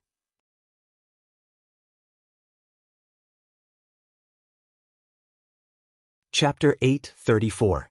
The five-clawed golden dragon obviously didn't notice Tang Jing's worry and continued to give him meaningful looks. The Empyrean fairy raised her eyebrows and asked, What's the matter? Tang Jing had no choice but to tell her the truth. The five-clawed golden dragon is trapped by the Imperial City's restriction array. Only those in the spirit-severing stage can break the restriction array and regain its freedom. You are in the spirit-severing stage, so I want to ask for your help. The Empyrean fairy coldly snorted and refused without hesitation, no. Tang Zheng and the five-clawed golden dragon didn't expect her to refuse so decisively. They looked at her in surprise and asked, why not? The Empyrean fairy looked at the five-clawed golden dragon indifferently and said, no means no. Tang Zheng rolled his eyes and guessed a few things. In any case, the Empyrean fairy was also a woman and had a woman's common trait, holding a grudge. She was obviously the same. Just now, the five-clawed golden dragon had exposed her true identity, so she refused the five-clawed golden dragon's request. The five-clawed golden dragon didn't understand this and was indignant. You help me out, this won't do you any harm, so why don't you agree? Why do you ask so many questions? The Empyrean fairy curled her lips and said coldly. Tang Zheng sighed inwardly. This five-clawed golden dragon was probably a single dragon. It didn't know how to read the mind of the opposite sex, so how could it pick up other female dragons? The five-clawed golden dragon angrily roared and swayed its body, as if it wanted to teach the Empyrean fairy a lesson. However, the Empyrean fairy was not afraid at all. Instead, she took a few steps forward and approached the five-clawed golden dragon. Her thin body was in sharp contrast to the huge monster in front of her, but her momentum was not weak at all. The five-clawed golden dragon glared at her and opened his mouth wide as if he wanted to swallow her. But in the end, he restrained himself and said unwillingly, if it weren't for Tang Zheng's face, I would have swallowed you in one gulp. The Empyrean fairy sneered, you don't have to give him face. I'm standing right here. You can try swallowing me. The five-clawed golden dragon was reluctant to admit his mistake. He was trying to regain some face. But the Empyrean fairy had unexpectedly rebutted him. He didn't know how to respond. The five-clawed golden dragon was extremely embarrassed. It angrily turned its head away. Out of sight, out of mind. Tang Zheng didn't know whether to laugh or cry as he looked at this scene. He originally thought that the five-clawed golden dragon was so high and mighty that no one could control it. But now, it seemed that this was not the case. Everything had its vanquisher. The Empyrean fairy was actually able to subdue it and make it suffer, but there was nothing it could do. In fact, he was relieved. If the Empyrean fairy had agreed to his request, the five-clawed golden dragon would have been freed. This meant that there were too many unknowns that he couldn't control. This was not a situation he wanted to see. Now that the Empyrean fairy had refused, everything could be maintained. This was the best result. The five-clawed golden dragon was angry and stopped talking to them. Tang Zheng simply left the Imperial City with the Empyrean fairy and quietly returned home. The person who was following them had already left, so he didn't notice the two of them coming out of the Imperial City. The two of them also didn't know that they were being followed. This was enough to show how powerful the person who was following them was to be able to escape their perception. The next day, the Empyrean fairy couldn't wait to find Tang Zheng and ask him about Ji Wuxiang's residence. Tang Zheng also didn't know where Ji Wuxiang lived. This person's whereabouts were secretive. It wouldn't be easy to find him unless he took the initiative to contact him. Since the Empyrean fairy had made up her mind to see him, then he would ask him out and meet him openly to see if he could find some clues. Tang Zheng found Ji Wuxiang's business card, which was given to him at the club. Yan Luyun once said that this business card was not simple and that many people wanted to get such a business card. But now, Tang Zheng didn't care much about this business card. He dialed the number on the card. After a few beeps, Ji Wuxiang's voice came from the other end. Young Master Tang called me. What a surprise. Tang Zheng was slightly surprised. He hadn't spoken yet, but the other party had already guessed it.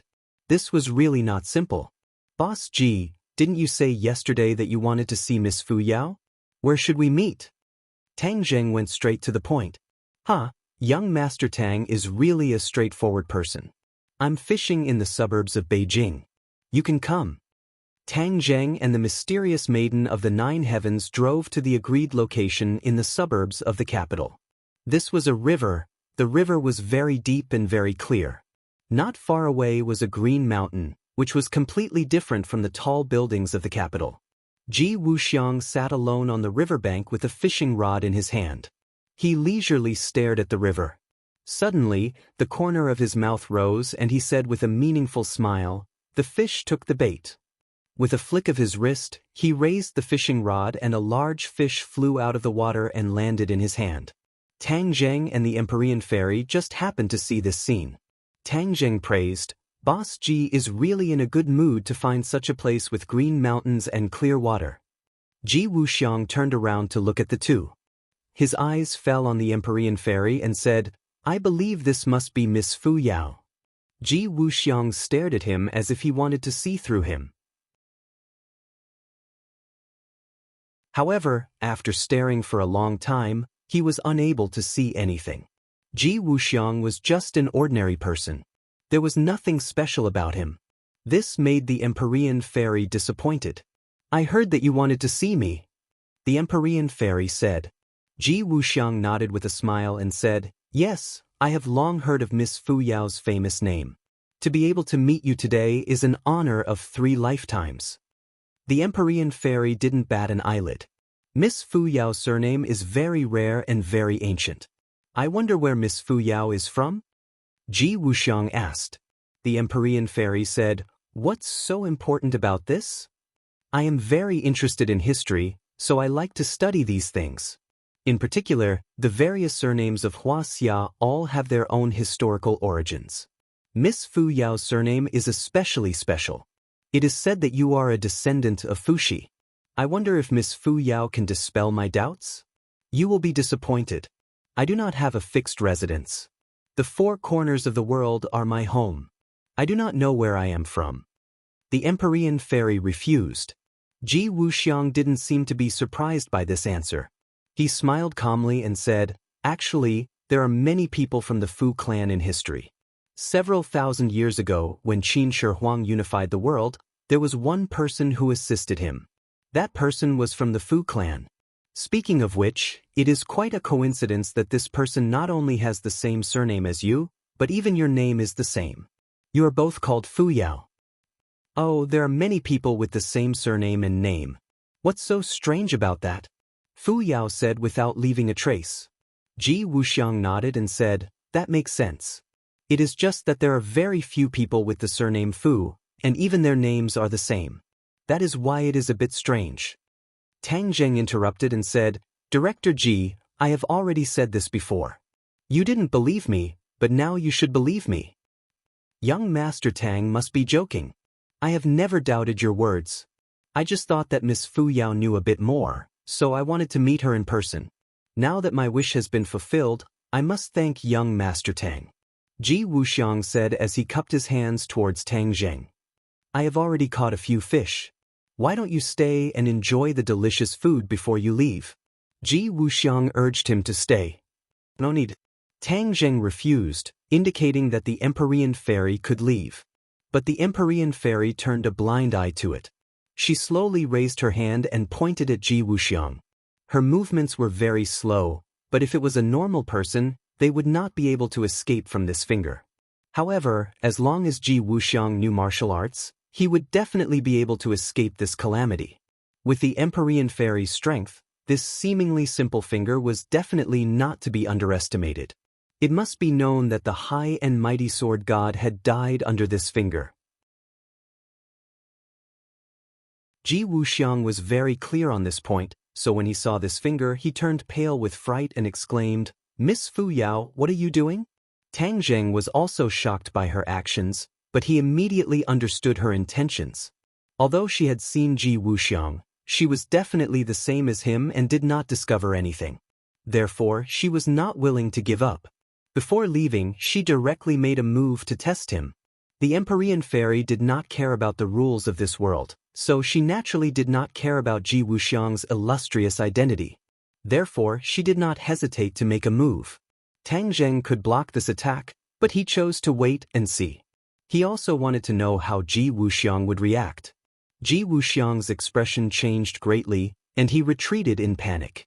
However, he was unable to escape this finger. The fingertip had already reached his chest, and there was a faint sound of wind and thunder. If he was hit, he was afraid that he would not be able to keep his life. If a person really knew martial arts in this life and death situation, they would instinctively counterattack, because no one wanted to die. However, Ji Wuxiang still did not react. He was dumbstruck, like a fish on a chopping board, helplessly waiting for death. The fingertip finally hit Ji Wuxiang, and Ji Wuxiang flew out like a kite with a broken string.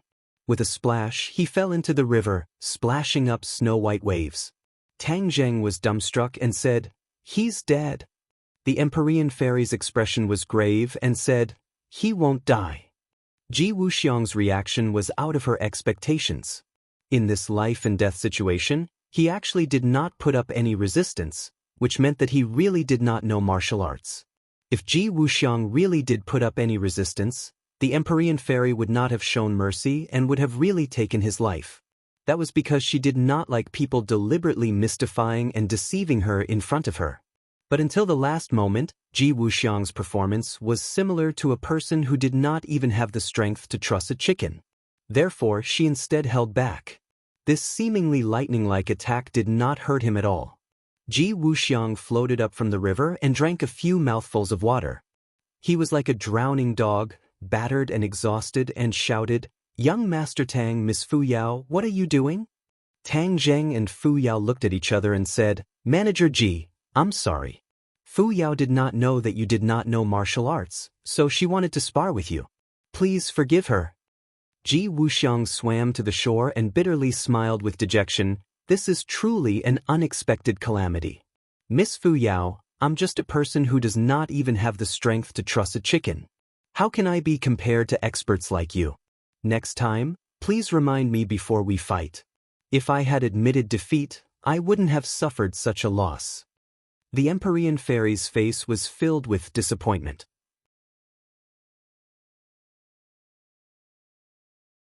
"Manager Ji, I'll send you back." Tang Zheng was a little embarrassed. "No need, my car is over there. I'll go back by myself."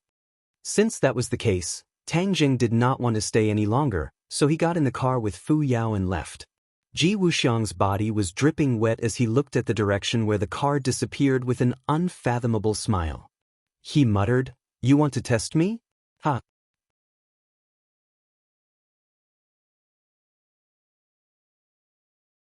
Chapter 8:35. The water vapor on Ji Wuxiang's body evaporated completely. If Tang Zheng and the Empyrean fairy saw this, they would be shocked. This was not an ability that ordinary people could have, and they did not see Ji Wuxiang's extraordinary skills at all. Even the Empyrean fairy's probing did not succeed. This not only showed that the other party was strong and good at hiding, but also that his temperament was not comparable to ordinary people. In the face of the threat of death, he could control his body's instincts and remain indifferent. "I can be sure that Fu Yao is the Empyrean fairy," Ji Wuxiang said lightly, his eyes flashing with a strange light. Tang Zheng is really lucky. He even found the Empyrean fairy from 1,000 years ago and made her willingly stay by his side. It's really enviable." He changed the topic. "However, this is a good thing for me. It gives me the opportunity to enter the divine gate. Once I crack the secret of the divine gate, everything in the world will be completely under my control. I will have the final say in the chess game of the world." The corners of his mouth were slightly raised, and his ordinary face revealed a soul-stirring majesty and arrogance. "The Empyrean fairy's strength is profound, and I have to find a way to deal with her. I can't succeed alone, but borrowing strength to fight strength is my strength. 100 changes. Star Master has been silent for too long. It's time to come out and walk." Tang Zheng's peaceful days did not last long. The Yen family had been sending people to investigate in southern Yunnan and reported as soon as there was any movement. A few days ago, there was finally news.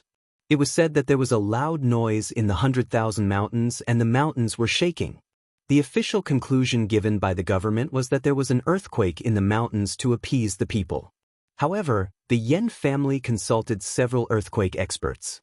It was said that the monitoring data was definitely not signs of an earthquake. It was still impossible to conclude what caused the loud noise and the shaking of the mountains.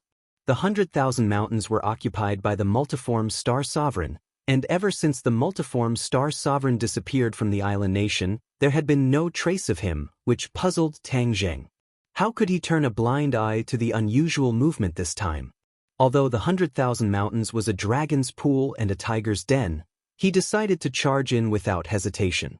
He had an intuition that the 100 Forms Star Lord, who had been missing for a long time, was probably in the 100,000 mountains. The big commotion this time was probably related to him. Could it be that he was plotting something? No matter what he was doing, Tang Jing decided to go and investigate, and this trip was extremely dangerous. Marshall and the others took the initiative to volunteer, but Tang Jing had no choice but to refuse. In the end, he asked the Empyrean Fairy to go with him to the 10,000 Great Mountains. The others had a lot of complaints in their stomachs, but Tang Zheng could only turn a blind eye to them. Not only were there countless demonic beasts running amok in the 100,000 mountains, there was also the 100 Transformation Star Sovereign. If they went, it would instead divert his attention, which would be even more dangerous. Tang Zheng brought the Empyrean Fairy and Xiao Bai and took a plane out of the capital, landing in southern Yunnan on the same day. At the exit of the airport, there was a sea of people. Many men and women were gathered at the entrance of the airport, holding banners, photos, and so on. Yo, which celebrity are you seeing? Who says it's not? Don't you see them holding up the photo? The girl in the photo is so beautiful. Tang Zheng heard the discussions of the people nearby and looked over. Sure enough, he saw a few huge photos. Linga. He was shocked. The person in the photo was actually Tang Linga, and the banner clearly had the words, Tang Linger Fan Club written on it. Tang Zheng couldn't help laughing. He hadn't seen Linger for a long time. He knew that she was busy flying around every day, so busy that her feet didn't touch the ground, but he didn't expect to see her fans here. He couldn't help but feel gratified. Linger was simple and honest, which was incompatible with the foul atmosphere of the entertainment circle. However, with his protection, she didn't have to worry about this at all. Suddenly, there was a burst of screams and cheers from the crowd. A group of people walked out. The fans wanted to rush up crazily, but they were stopped by the security guards. What's the matter? Empyrean Fairy asked. She had never seen Linger before. Tang Jing smiled faintly. I saw an old friend. Linger walked out surrounded by a group of people. Linger waved and smiled at the fans.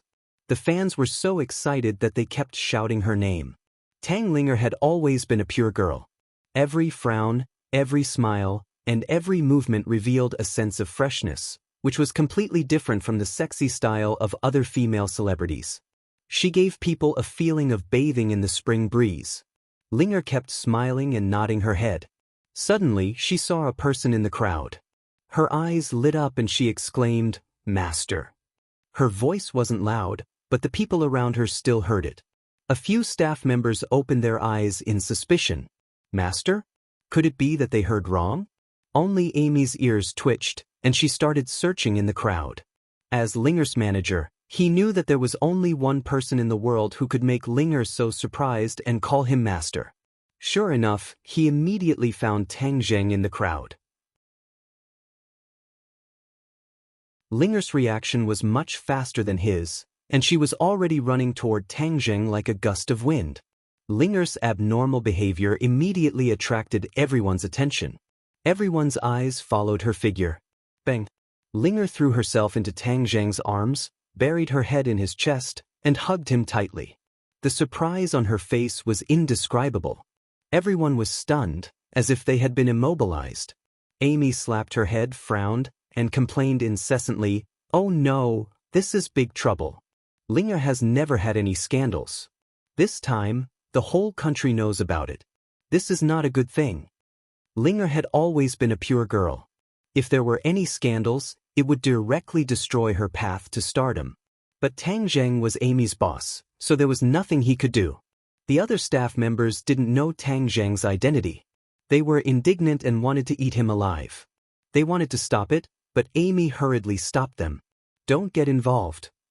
"Sister Amy, who is this person? How can you do this?" Amy's face was bitter, and she said, "Don't ask about things you shouldn't know." The fans finally reacted as if they had just woken up from a dream. Immediately, there was an uproar, and countless cameras recorded this scene. Then these people began to shout and attack Tang Jing. "Who is this person? How dare you hug my goddess? I'll kill you. Yes, this person is not as handsome as I am. How dare you blaspheme my goddess? Drag him out and beat him." Seeing that he had aroused the anger of the crowd, Tang Jing did not know whether to laugh or cry as he patted Ling Er's back and said, "All right, just give me a hug. Otherwise, it would be strange if they didn't tear me apart."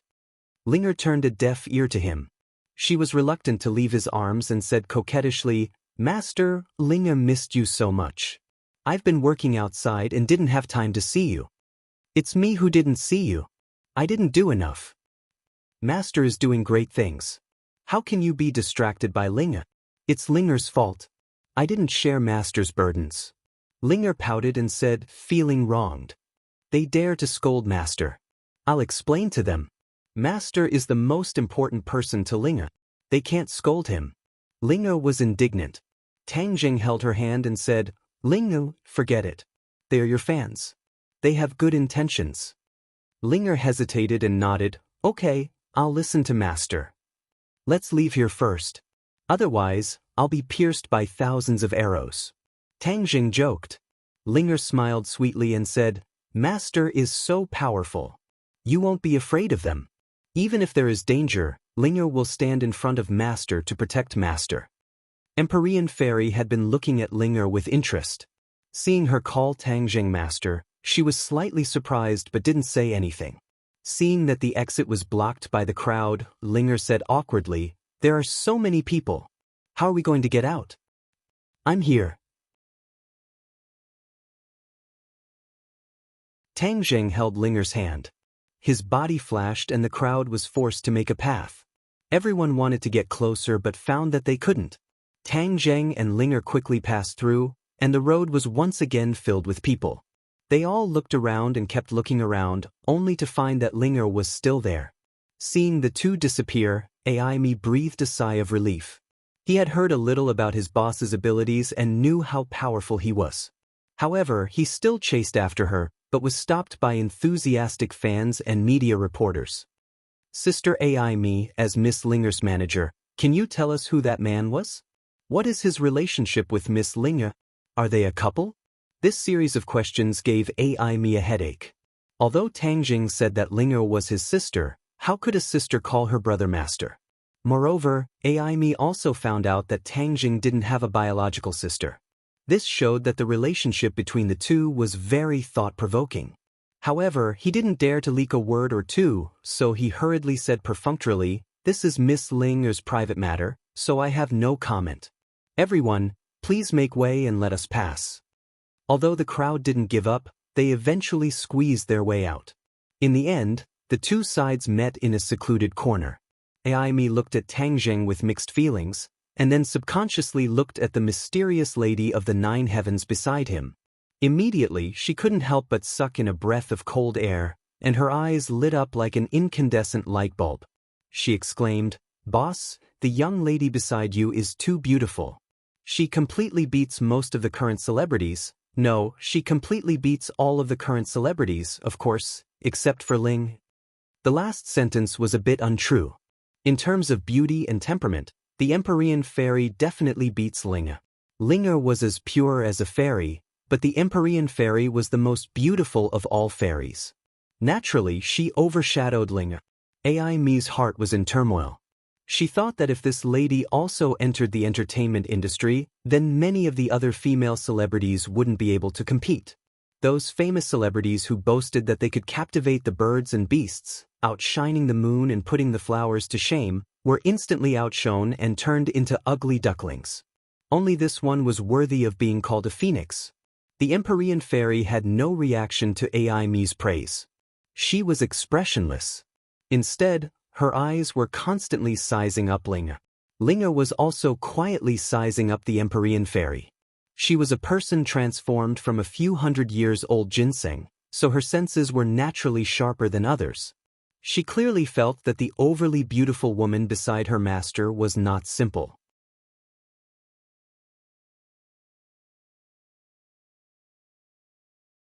Chapter 8:36.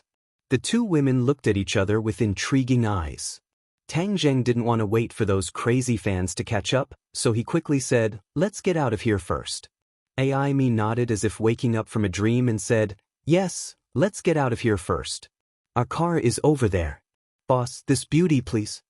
When the others saw AI Me coming over with a few people and personally opening the door for Tang Zheng, they all showed a puzzled look. AI Me was usually not so amiable. He was a gold medal agent, and these people had to listen to his orders. If they did something wrong, they would be scolded. But he seemed to be too respectful to this young man, even a little in awe. Everyone guessed the identity of this person. These staff members actually belonged to Tang Zheng's entertainment company, but they had never seen their real boss, so they didn't know him.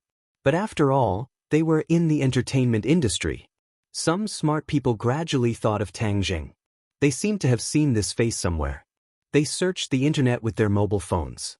In an instant, they knew that this person was actually the mysterious knight who had a scandal with the Swedish royal princess N. Suddenly, these people became more and more gossipy, and looked at Tang Zheng with burning eyes. But these people didn't have a chance to be in the same car with Tang Zheng. AI Me personally acted as the driver and took the three people to the hotel where they were staying. Linger was very excited as she chattered to him about what she had seen and experienced during this period of time. Tang Zheng listened quietly and praised her from time to time, causing her to be overjoyed. Empyrean Fairy and Linger also exchanged names. Although they both felt that each other was not simple, they did not say it in front of AI Me. The motorcade stopped at the entrance of a 5-star hotel in the city center. The hotel's electronic screen showed the words, "Welcome Miss Tang Linger to the hotel." This was the request of the local government of Dianan. This time, Linger was invited to sign a contract as the tourism ambassador of Dianan. Dianan was a tourist attraction. The scenery was beautiful and charming, which was very consistent with Linger's temperament. This was a win-win situation, so the local government attached great importance to it and sent a high-ranking official to preside over the relevant affairs. This official had a big head and big ears. He directly walked over from the entrance of the hotel and wanted to hold Linger's hand, but his eyes were fixed on Empyrean Fairy.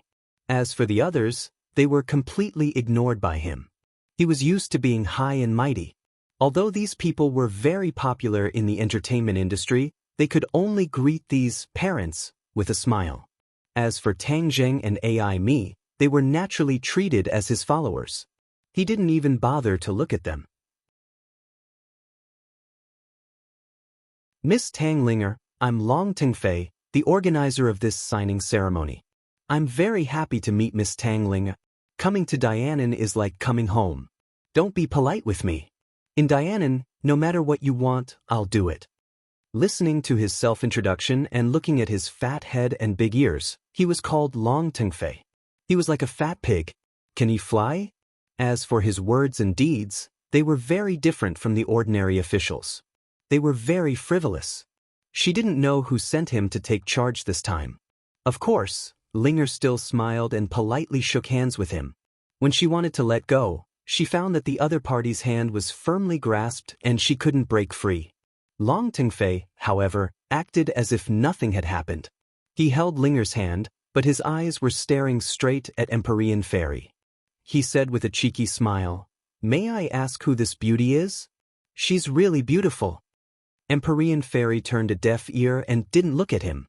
Seeing the awkward atmosphere, AI Me quickly came up to smooth things over and said, "Director Long, Miss Tang Linger must be tired. Let's go to the room to rest first." Long Tengfei reluctantly let go of his hand. Tang Linger looked unhappy and pouted. She had been in the entertainment circle for so long. Although she had always been in a state of protection, she knew that she would meet many people in this line of work, many things, and many things would make her unhappy. However, she was slowly learning to deal with it. For example, this handshake, the other party clearly had bad intentions, but as long as they didn't touch her bottom line, she wouldn't flare up. Tang Zheng really wanted to flare up just now. If AI Me hadn't acted according to the situation, Long Tengfei would have been lying on the ground. He didn't hide the disgust on his face. He agreed to let Linger enter the entertainment circle, but it wasn't for this kind of person to take advantage of her. Long Tingfei, also surnamed Long, only one word different from Long Tingyu. Could it be that he is also a member of the Long family in Dianan? Tang Zheng muttered. However, this person was completely different from Long Tingyu's jade tree. He had a fat head and big ears, and was completely like a fat pig. Back then, Long Tingyu was also taken advantage of by me, and even died in the end. You, a fat pig head, dare to have ideas about Ling. You're tired of living, I don't care who you are. Of course, Tang Zheng wasn't a homicidal maniac. He wouldn't really kill Linger just because he shook hands with him. After all, Linger was a public figure, and there were many people who coveted her beauty. If he killed them all, he was afraid that even his war soul sword would be cut open. However, it was not appropriate to cause a ruckus at the entrance of the hotel, and it would have a bad impact on Linger. Thus, the group of people went upstairs. Long Tengfei's eyes would occasionally wander between Tang Linger and Empyrean Fairy, lingering on. The officials of Dianan had arranged a luxurious executive suite for Tang Linger. When the door was opened, Long Tengfei wanted to go in, but he was stopped by Tang Zheng. Seeing that his path was blocked, Long Tengfei raised his eyebrows and said angrily, "Get out of the way." Seeing that Tang Zheng was indifferent, the displeasure on Long Tengfei's face grew even stronger, and he said, "Miss Lingo, let your staff leave, we still have business to discuss. Can he afford to delay?" Ai Mi stood awkwardly at the side, wanting to help, but was stopped by Tang Zheng's stern gaze. Tang Zheng narrowed his eyes, looked at Long Tengfei and berated, "Scram, you dare to have ill intentions towards Linga, you must be tired of living." Long Tengfei was stunned for a moment, then flew into a rage. He was indeed a member of the Long family in Dianan, but he was from a side branch. He could be considered Long Tingyu's cousin. He relied on the influence of the Long family in Dianan to rise in the officialdom. Originally, he was not the one in charge of this matter, but when he heard that Tang Linger had come, he snatched this job. Tang Linger's rapid rise to fame naturally attracted his attention. Before, they had no interaction, so even if he had dirty thoughts in his heart, he couldn't implement them. Now, Tang Linger had taken the initiative to deliver herself to him, so how could he let her go? He knew a lot about the people and things in the entertainment industry. Many female stars who had come to Dianan had not been able to escape his clutches. This was one of his hobbies. Looking at the usually high and mighty female stars lying under him on TV, he would feel an inexplicable sense of accomplishment and satisfaction. Therefore, he was never tired of it. This time, he extended his claws to Tang Linger. However, he never thought that he would have a bad start. Before he even started, he was ruined by a guy who didn't open his eyes. For such people, he thought that he had 100 ways to deal with them. Moreover, in front of beautiful women, especially two of the best beauties, of course, he would not hold back in the slightest. He thought that he was a bastard and roared, "You blind guy, do you want to die? Why don't you ask around? In this Dianan I, Long Tengfei, am a man of my word. If anyone dares to challenge me, be careful that I will not let you leave Dianan." He pointed out his power simply and rudely. Not only did he want to intimidate the boy in front of him, but he also wanted to intimidate the two beauties so that they would obediently bow down to his bastard aura and let him do whatever he wanted. Tang Zheng frowned. Originally, he wanted to call him back, but he didn't expect him to be so stubborn. Then he couldn't be blamed.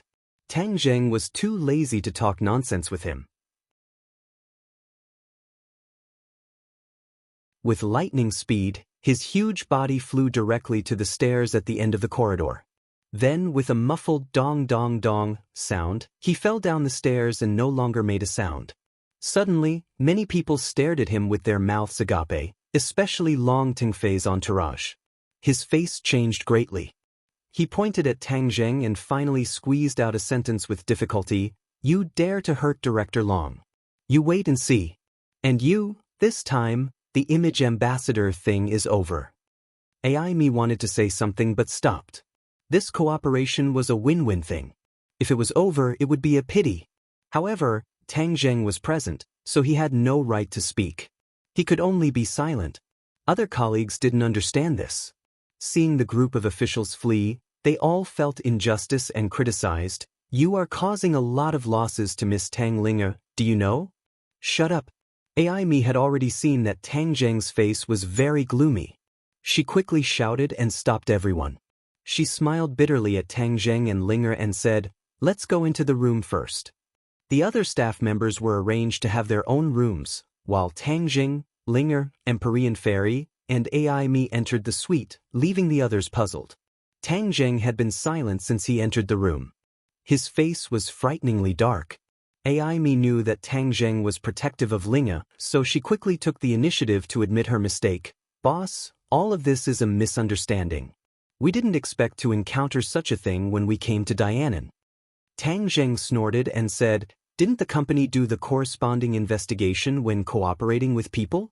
If it wasn't for me, what would have happened to all of you? If anything were to happen to Ling, who would be able to bear this responsibility?" AI Me had never seen Tang Zheng so angry since she knew him.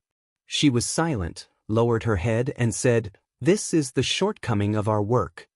Master, this is not Sister AI Me's fault. Sister AI Me is usually very good to me. She has blocked many things for me." Tang Linger couldn't bear it and pleaded for AI Me. Tang Zheng snorted and said, "Since Linger pleaded for you, then I will not pursue it for the time being. But there will be no next time. If there is a next time, not only you, but the whole company will be fired. You should know who I set up that entertainment company for." AI Me was startled and remembered that Tang Zheng's original intention was to protect Linger. Otherwise, there was no need to set up this entertainment company. Later, the company developed very smoothly, and it signed a lot of artists. It was on the right track. But she didn't expect that Tang Zheng's thoughts were still the same. No matter how much profit this company could bring to him, the ultimate goal was still to protect Linger and make her happy. Everything else was secondary. The core of the whole company was Linger. If something happened to her, then there was no need for this company to exist. AI Me understood and couldn't help but have mixed feelings.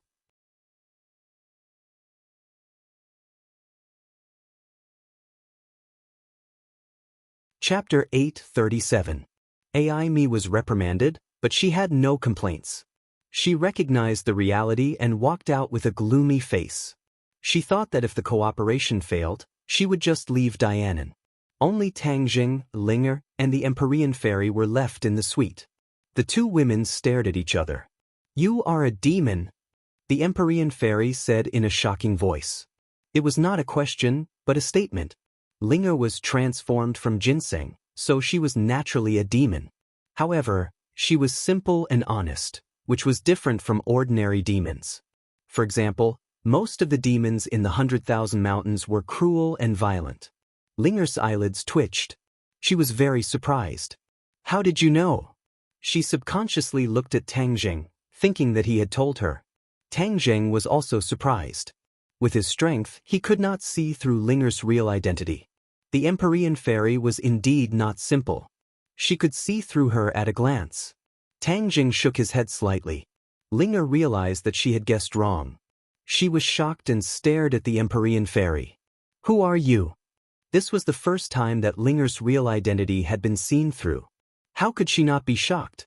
"Linger, don't be nervous. She is a friend. She is already in the apotheosis realm. That's why she is so powerful. She also has a famous name, the Empyrean Fairy.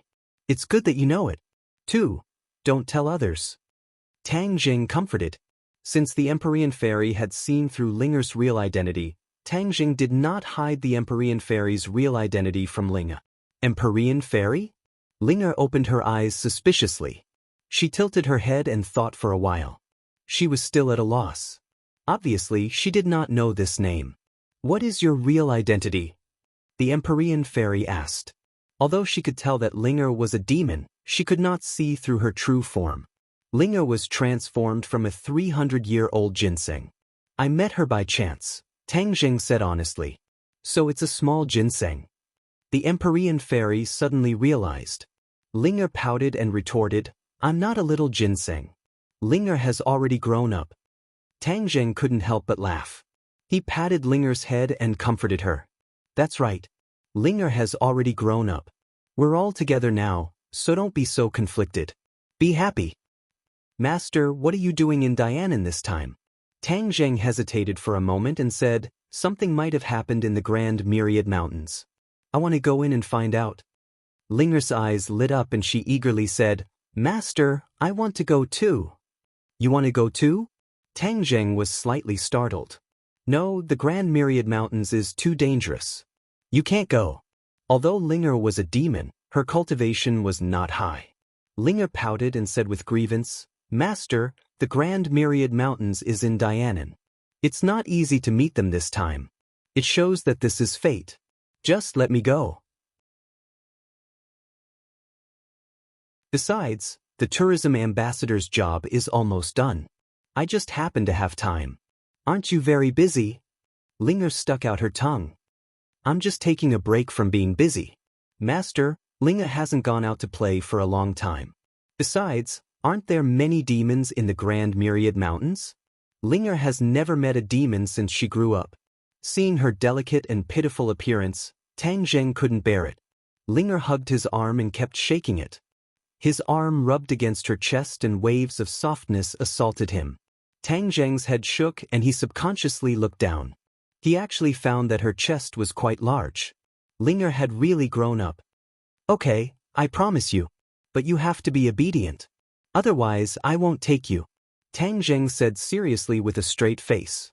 He and Linger had been separated for a long time. He could take advantage of this opportunity to stay together for a while.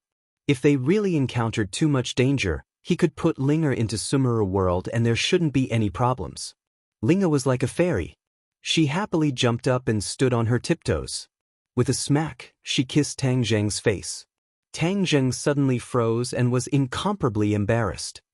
Master, did Linger make you unhappy? Seeing him like this, Linger asked helplessly. In the future, you are not allowed to randomly kiss people.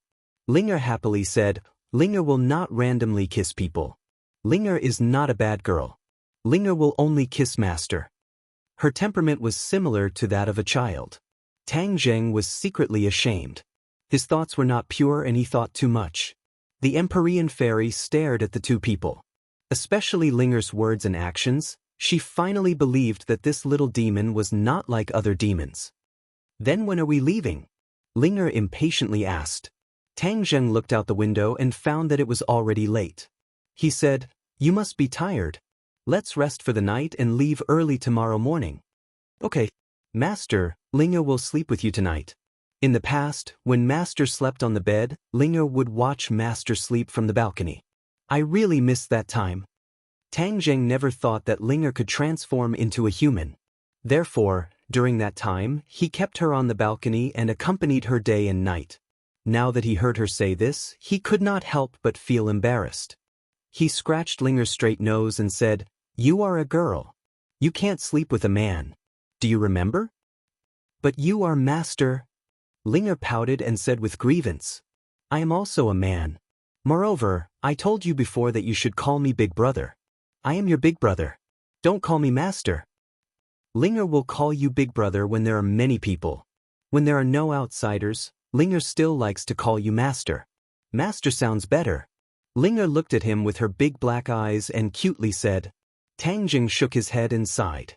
There was nothing he could do.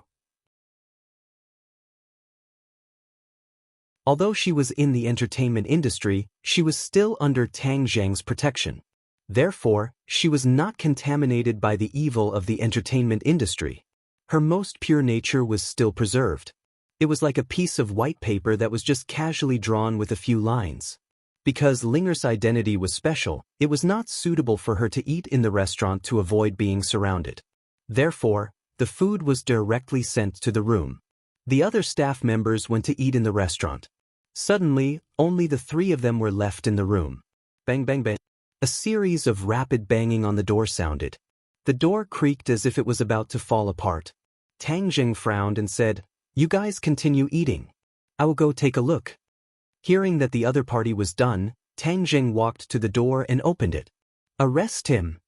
As soon as the door opened, a group of fierce-looking people rushed in. Tang Zheng was the first to bear the brunt. He saw a pair of handcuffs snap and cuff his hands. He was slightly startled. The person who came was actually a policeman. His hands were not bad. He actually handcuffed Tang Zheng as soon as he made a move. "Get down and behave." The policeman kicked and directly greeted Tang Zheng's stomach. Tang Zheng finally woke up as if he had just woken up from a dream. He pulled his hands outwards and with a "kacha" sound, the handcuffs broke into pieces and fell to the ground. The policeman who kicked him flew backwards and crashed into his colleague, crying out in pain. The others could not help but be stunned. "You were sent by Long Tengfei?" Tang Zheng immediately reacted. In Dianan, the only person who dared to cause trouble for them so recklessly was probably that Long Tengfei. Hearing this, the policeman did not stop. Instead, he roared even more fiercely, "You dare to offend Director Long? Don't you know that Director Long is a member of the Long family in Dianan? You dare to be arrogant in Dianan. Why don't you ask around? So what if you're a star? You still have to obediently listen to Director Long. It turns out that the pighead is really a member of the Long family in Dianan. Except for Sister Mu and Nana, who are the other people in the Long family.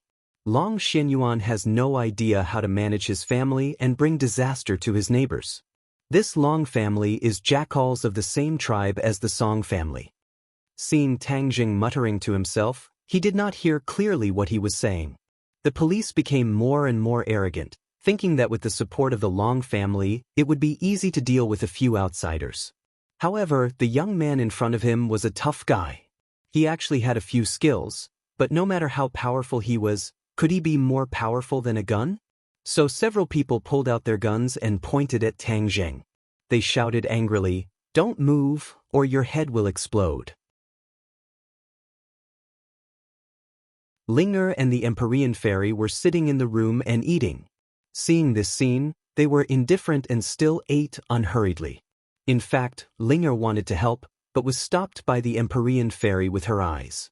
If they were to take action for such a small disturbance, they would look down on Tang Zheng too much. But Ai walked out of the elevator with a group of staff and happened to see this scene. Many people were scared out of their wits. Many smart people have already thought that this must be the result of angering Long Tengfei. Could it be that they couldn't even leave the boundary of Dianan? It actually came to the point of using guns. Although Ai knew that Tang Zheng was the champion of the National Martial Arts Conference, seeing him being pointed at by a gun at close range, her heart still trembled. She quickly greeted him and said, "What are you doing? We are guests of the Dianan government. You treat us like this, we want to complain and protest." The police looked at Ai with disdain and said, "If you dare to offend Master Long, it's useless even if you complain and protest to the capital. Brat, I'm telling you, obediently surrender, or else you'll have to suffer." Tang Zheng looked over the heads of the crowd, towards the direction of the stairs, and said, "Tell that fat pig to get out. Is it fun to sneak behind and watch the show? The Long family is going downhill more and more. Without Long Tingyu, the others are not willing to fall behind and do such a thing. Brat, I'm going to kill you." Long Tengfei heard and rushed out, followed by a few followers. These people were much more powerful than the police. They were actually martial artists, and there were even pre-celestial stage martial artists among them. Tang Zheng sneered, "What a big show. If it was an ordinary person, they would have been taken care of by the people brought by Long Tengfei. Unfortunately, he had met him. This kind of person had already harmed countless people. Moreover, if he hadn't met him, who knew how many people he would have harmed in the future? If this kind of person was left behind, it would be a disaster. If it wasn't for the fact that he didn't know what was good for him and kept forcing him, Tang Zheng might have let him go for Nanan's sake. He could only blame the other party for being reckless.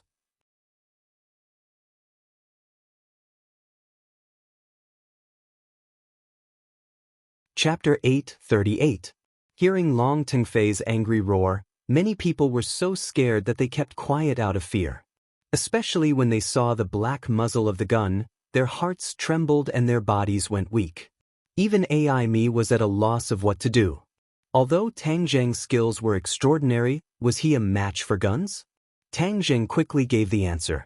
The guns flew into his hands on full auto, and the police opened their mouths so wide that a duck egg could be stuffed in them. Tang Zheng rubbed his hands together, and all the guns were kneaded together in a strange shape, turning into a big iron ball. Bang! The The sound of the metal ball landing on the ground was like a clap of thunder exploding in everyone's mind. Was this still the power of a human? All the policemen's faces had turned ashen, and they were scared out of their wits. When Tang Zheng's eyes swept over them, they were scared out of their wits. Some of them even fell on their butts.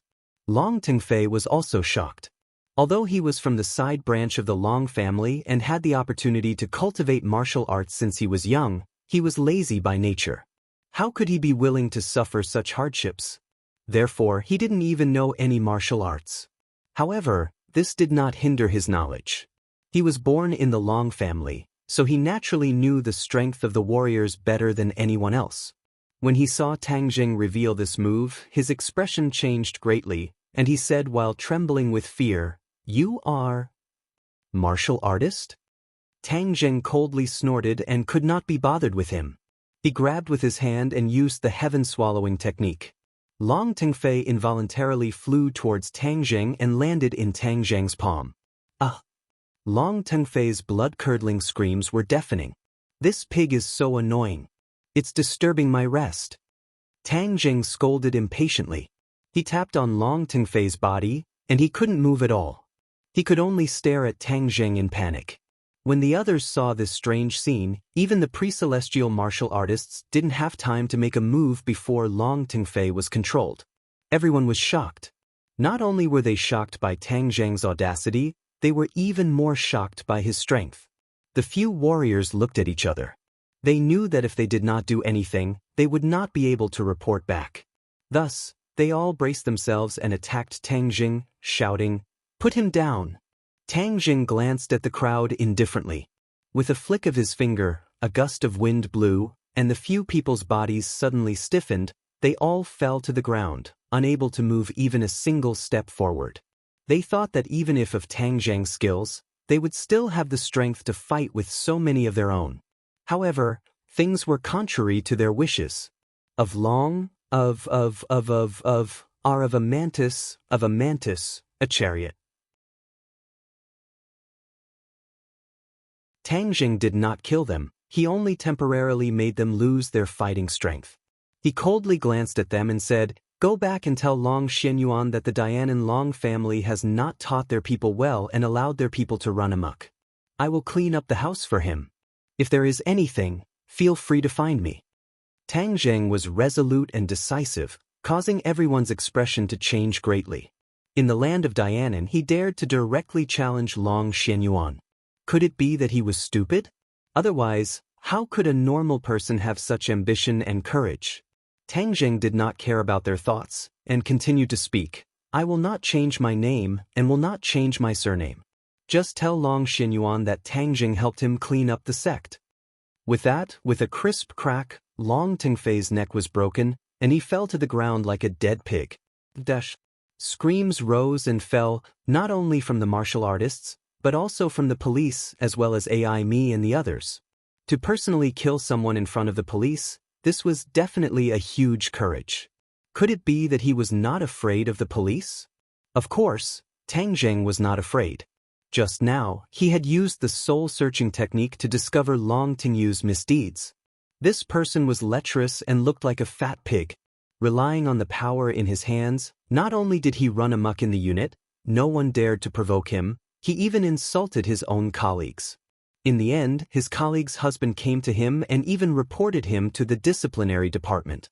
However, he used his own power to directly and quietly kill this couple, and the report also came to nothing. In addition, he used various methods to forcefully occupy many women. In short, his crimes were too numerous to be recorded, and even death could not wipe out his crimes. How could Tang Jing let him go? If he let him go, with his identity and methods, he would not be punished at all. Then today, he would be a judge and directly give him the punishment he deserved. AI Me's colleagues stared at Tang Jing in horror, trembling in fear. Thinking back to how he had complained about Tang Jing behind his back and said bad things about him, he couldn't help but feel a chill on his neck. Would he also be killed by him? As for those martial artists, after screaming, they could not hide the panic on their faces. This was a fear that was engraved in their bones. This was because the name Tang Jing was like thunder to them. It was like a nightmare that had been lingering in their hearts for countless days. If Long Tengfei had asked for Tang Zheng's name from the beginning, when he heard these two words, he might not have been so reckless and arrogant. This was because everyone in the Long family knew that Long Tingyu's death was related to Tang Zheng. Even the Song and Chu families that had just been destroyed in the capital were related to him. This person was too powerful. With the current strength of the Long family, wanting to contend against him was no different from an egg striking a stone. Therefore, even though Long Xinyuan knew that his son's death was related to Tang Zheng, he could do nothing about it. Take this dead pig and scram. Tang Zheng berated. As if they had been pardoned, these martial artists carried Long Tengfei's corpse and disappeared along the stairs without looking back. They didn't even take the elevator. Tang Zheng's gaze turned and landed on the policeman. Immediately, they felt as if they had gone from the dog days of June to the dead of winter, and their entire bodies were emitting cold air. You are the people's police. You should protect the people, not help the tyrant and protect these nobles. Go take care of yourself. After Tang Zheng reprimanded them, these people did not dare to refute. They watched Tang Zheng's actions with their own eyes. They had already realized that this youth in front of them was an existence even more powerful than the Long family, and was someone they did not dare to provoke. Thus, he quickly got up and left dejectedly. As for Ai Mi and the others, they looked at Tang Zheng from afar. They did not dare to approach him, nor did they dare to leave. Some of the timid girls were already sitting on the ground in fear. Their expressions were even uglier than crying. Tang Zheng turned his head to look. He knew that this incident had shocked them quite a bit. However, they all often followed Ling Er's team. Sometimes, it was necessary to frighten them and let them understand some things. It's okay, you all go back and rest. I'll give you all a holiday for the next few days. You can play in Dianan or go to other places to play. Tang Zheng said lightly. Holiday? Everyone was confused. How can you say that you can take a holiday? But no one dared to refute. In the end, it was Ai Mi who resisted the fear in her heart and nodded. Yes, you all should also rest early. Seeing Tang Zheng close the door, everyone immediately began to talk about it. Sister Ai Mi, who is this person? What is his relationship with Ling? That's right, what qualifications does he have to give us a holiday? This time, things have become so big and people have died. Let's hurry up and report to the company. Otherwise, there will be a big mess. These people who mingled in the entertainment industry could be considered experienced and knowledgeable people, but everything that happened tonight still taught them an important lesson. Ai Mi recovered her spirit and sternly scolded, "Don't cause trouble. If he says it's a holiday, then it's a holiday. Because he is the boss." Ai Mi finally couldn't help but reveal Tang Zheng's true identity. Otherwise, these people would definitely ask endlessly. Boss? Everyone was shocked.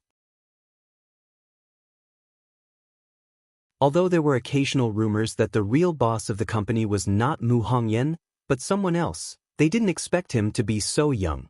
This was the real overbearing president, decisive and decisive. The few girls who were scared to death just now immediately had stars in their eyes. However, some people were happy while others were sad. When Long Tengfei's body was transported back to the Long family, the huge Long family was shaken. The Long family did not only have Long Xuanyuan's family, but also many side branches. Long Tengfei's death caused all the side branches to gather at the Long family. They were aggressive and wanted Long Xinyuan to come forward and seek justice for Long Tengfei. When Long Xinyuan heard what happened and knew that it was Tang Zheng who did it, his mood instantly fell to the bottom. He was not angry. He had heard a little about Long Tengfei's usual actions, but there were many children of aristocratic families, and there were many good and bad children. Moreover, it was just a side branch child, so he didn't take it to heart. He didn't expect that this time he would kick an iron plate, Tang Zheng. This was the thing that gave him a headache. As for Long Tengfei's death, whether it was early or late, Long Xinyuan didn't care. Long Xinyuan was thinking, was this Tang Zheng deliberately coming to Dianan to stir up trouble for the Long family, or was it really a coincidence? A coincidence? He snorted disdainfully as he did not believe in coincidences. He believed that everyone's words and actions had a deep meaning and purpose, especially people like Tang Zheng. Moreover, Tang Zheng had just destroyed the Song and Chu families, and was in high spirits. It was not ruled out that he wanted to strike while the iron was hot and clean up the Long family together. After all, both sides had long-cherished wishes. Thinking of this, Long Xianyuan couldn't sit still. Things were different now, and being remembered by Tang Zheng was not a good thing. Seeing a group of people chattering non-stop, wanting him to seek justice, he couldn't help but feel angry. With a bang, his palm slammed on the table, and the sound was like a thunderclap, causing everyone's ears to rumble. Justice? What kind of justice do you want? Don't you know what Teng Fei did on a daily basis? Have you elders ever said a single word about him? Now that he's dead, you want justice? Hearing Long Xuanyuan's question, everyone immediately stopped and looked at him in horror. They didn't know why he was so angry at his own people. Everyone was silent. Long Xianyuan took a deep breath and said, "You keep saying that you want to take revenge. That Tang Zheng is in the hotel. Do you want to go by yourselves?" You're tuning in to the Passion Pages YouTube channel. We're so grateful for your support, and don't forget to subscribe to join us on this incredible journey through captivating stories. Your generosity through donations truly makes a world of difference, as it's the primary source of revenue that allows me to expand and enhance this channel for you. Thank you from the bottom of my heart for being a part of this adventure.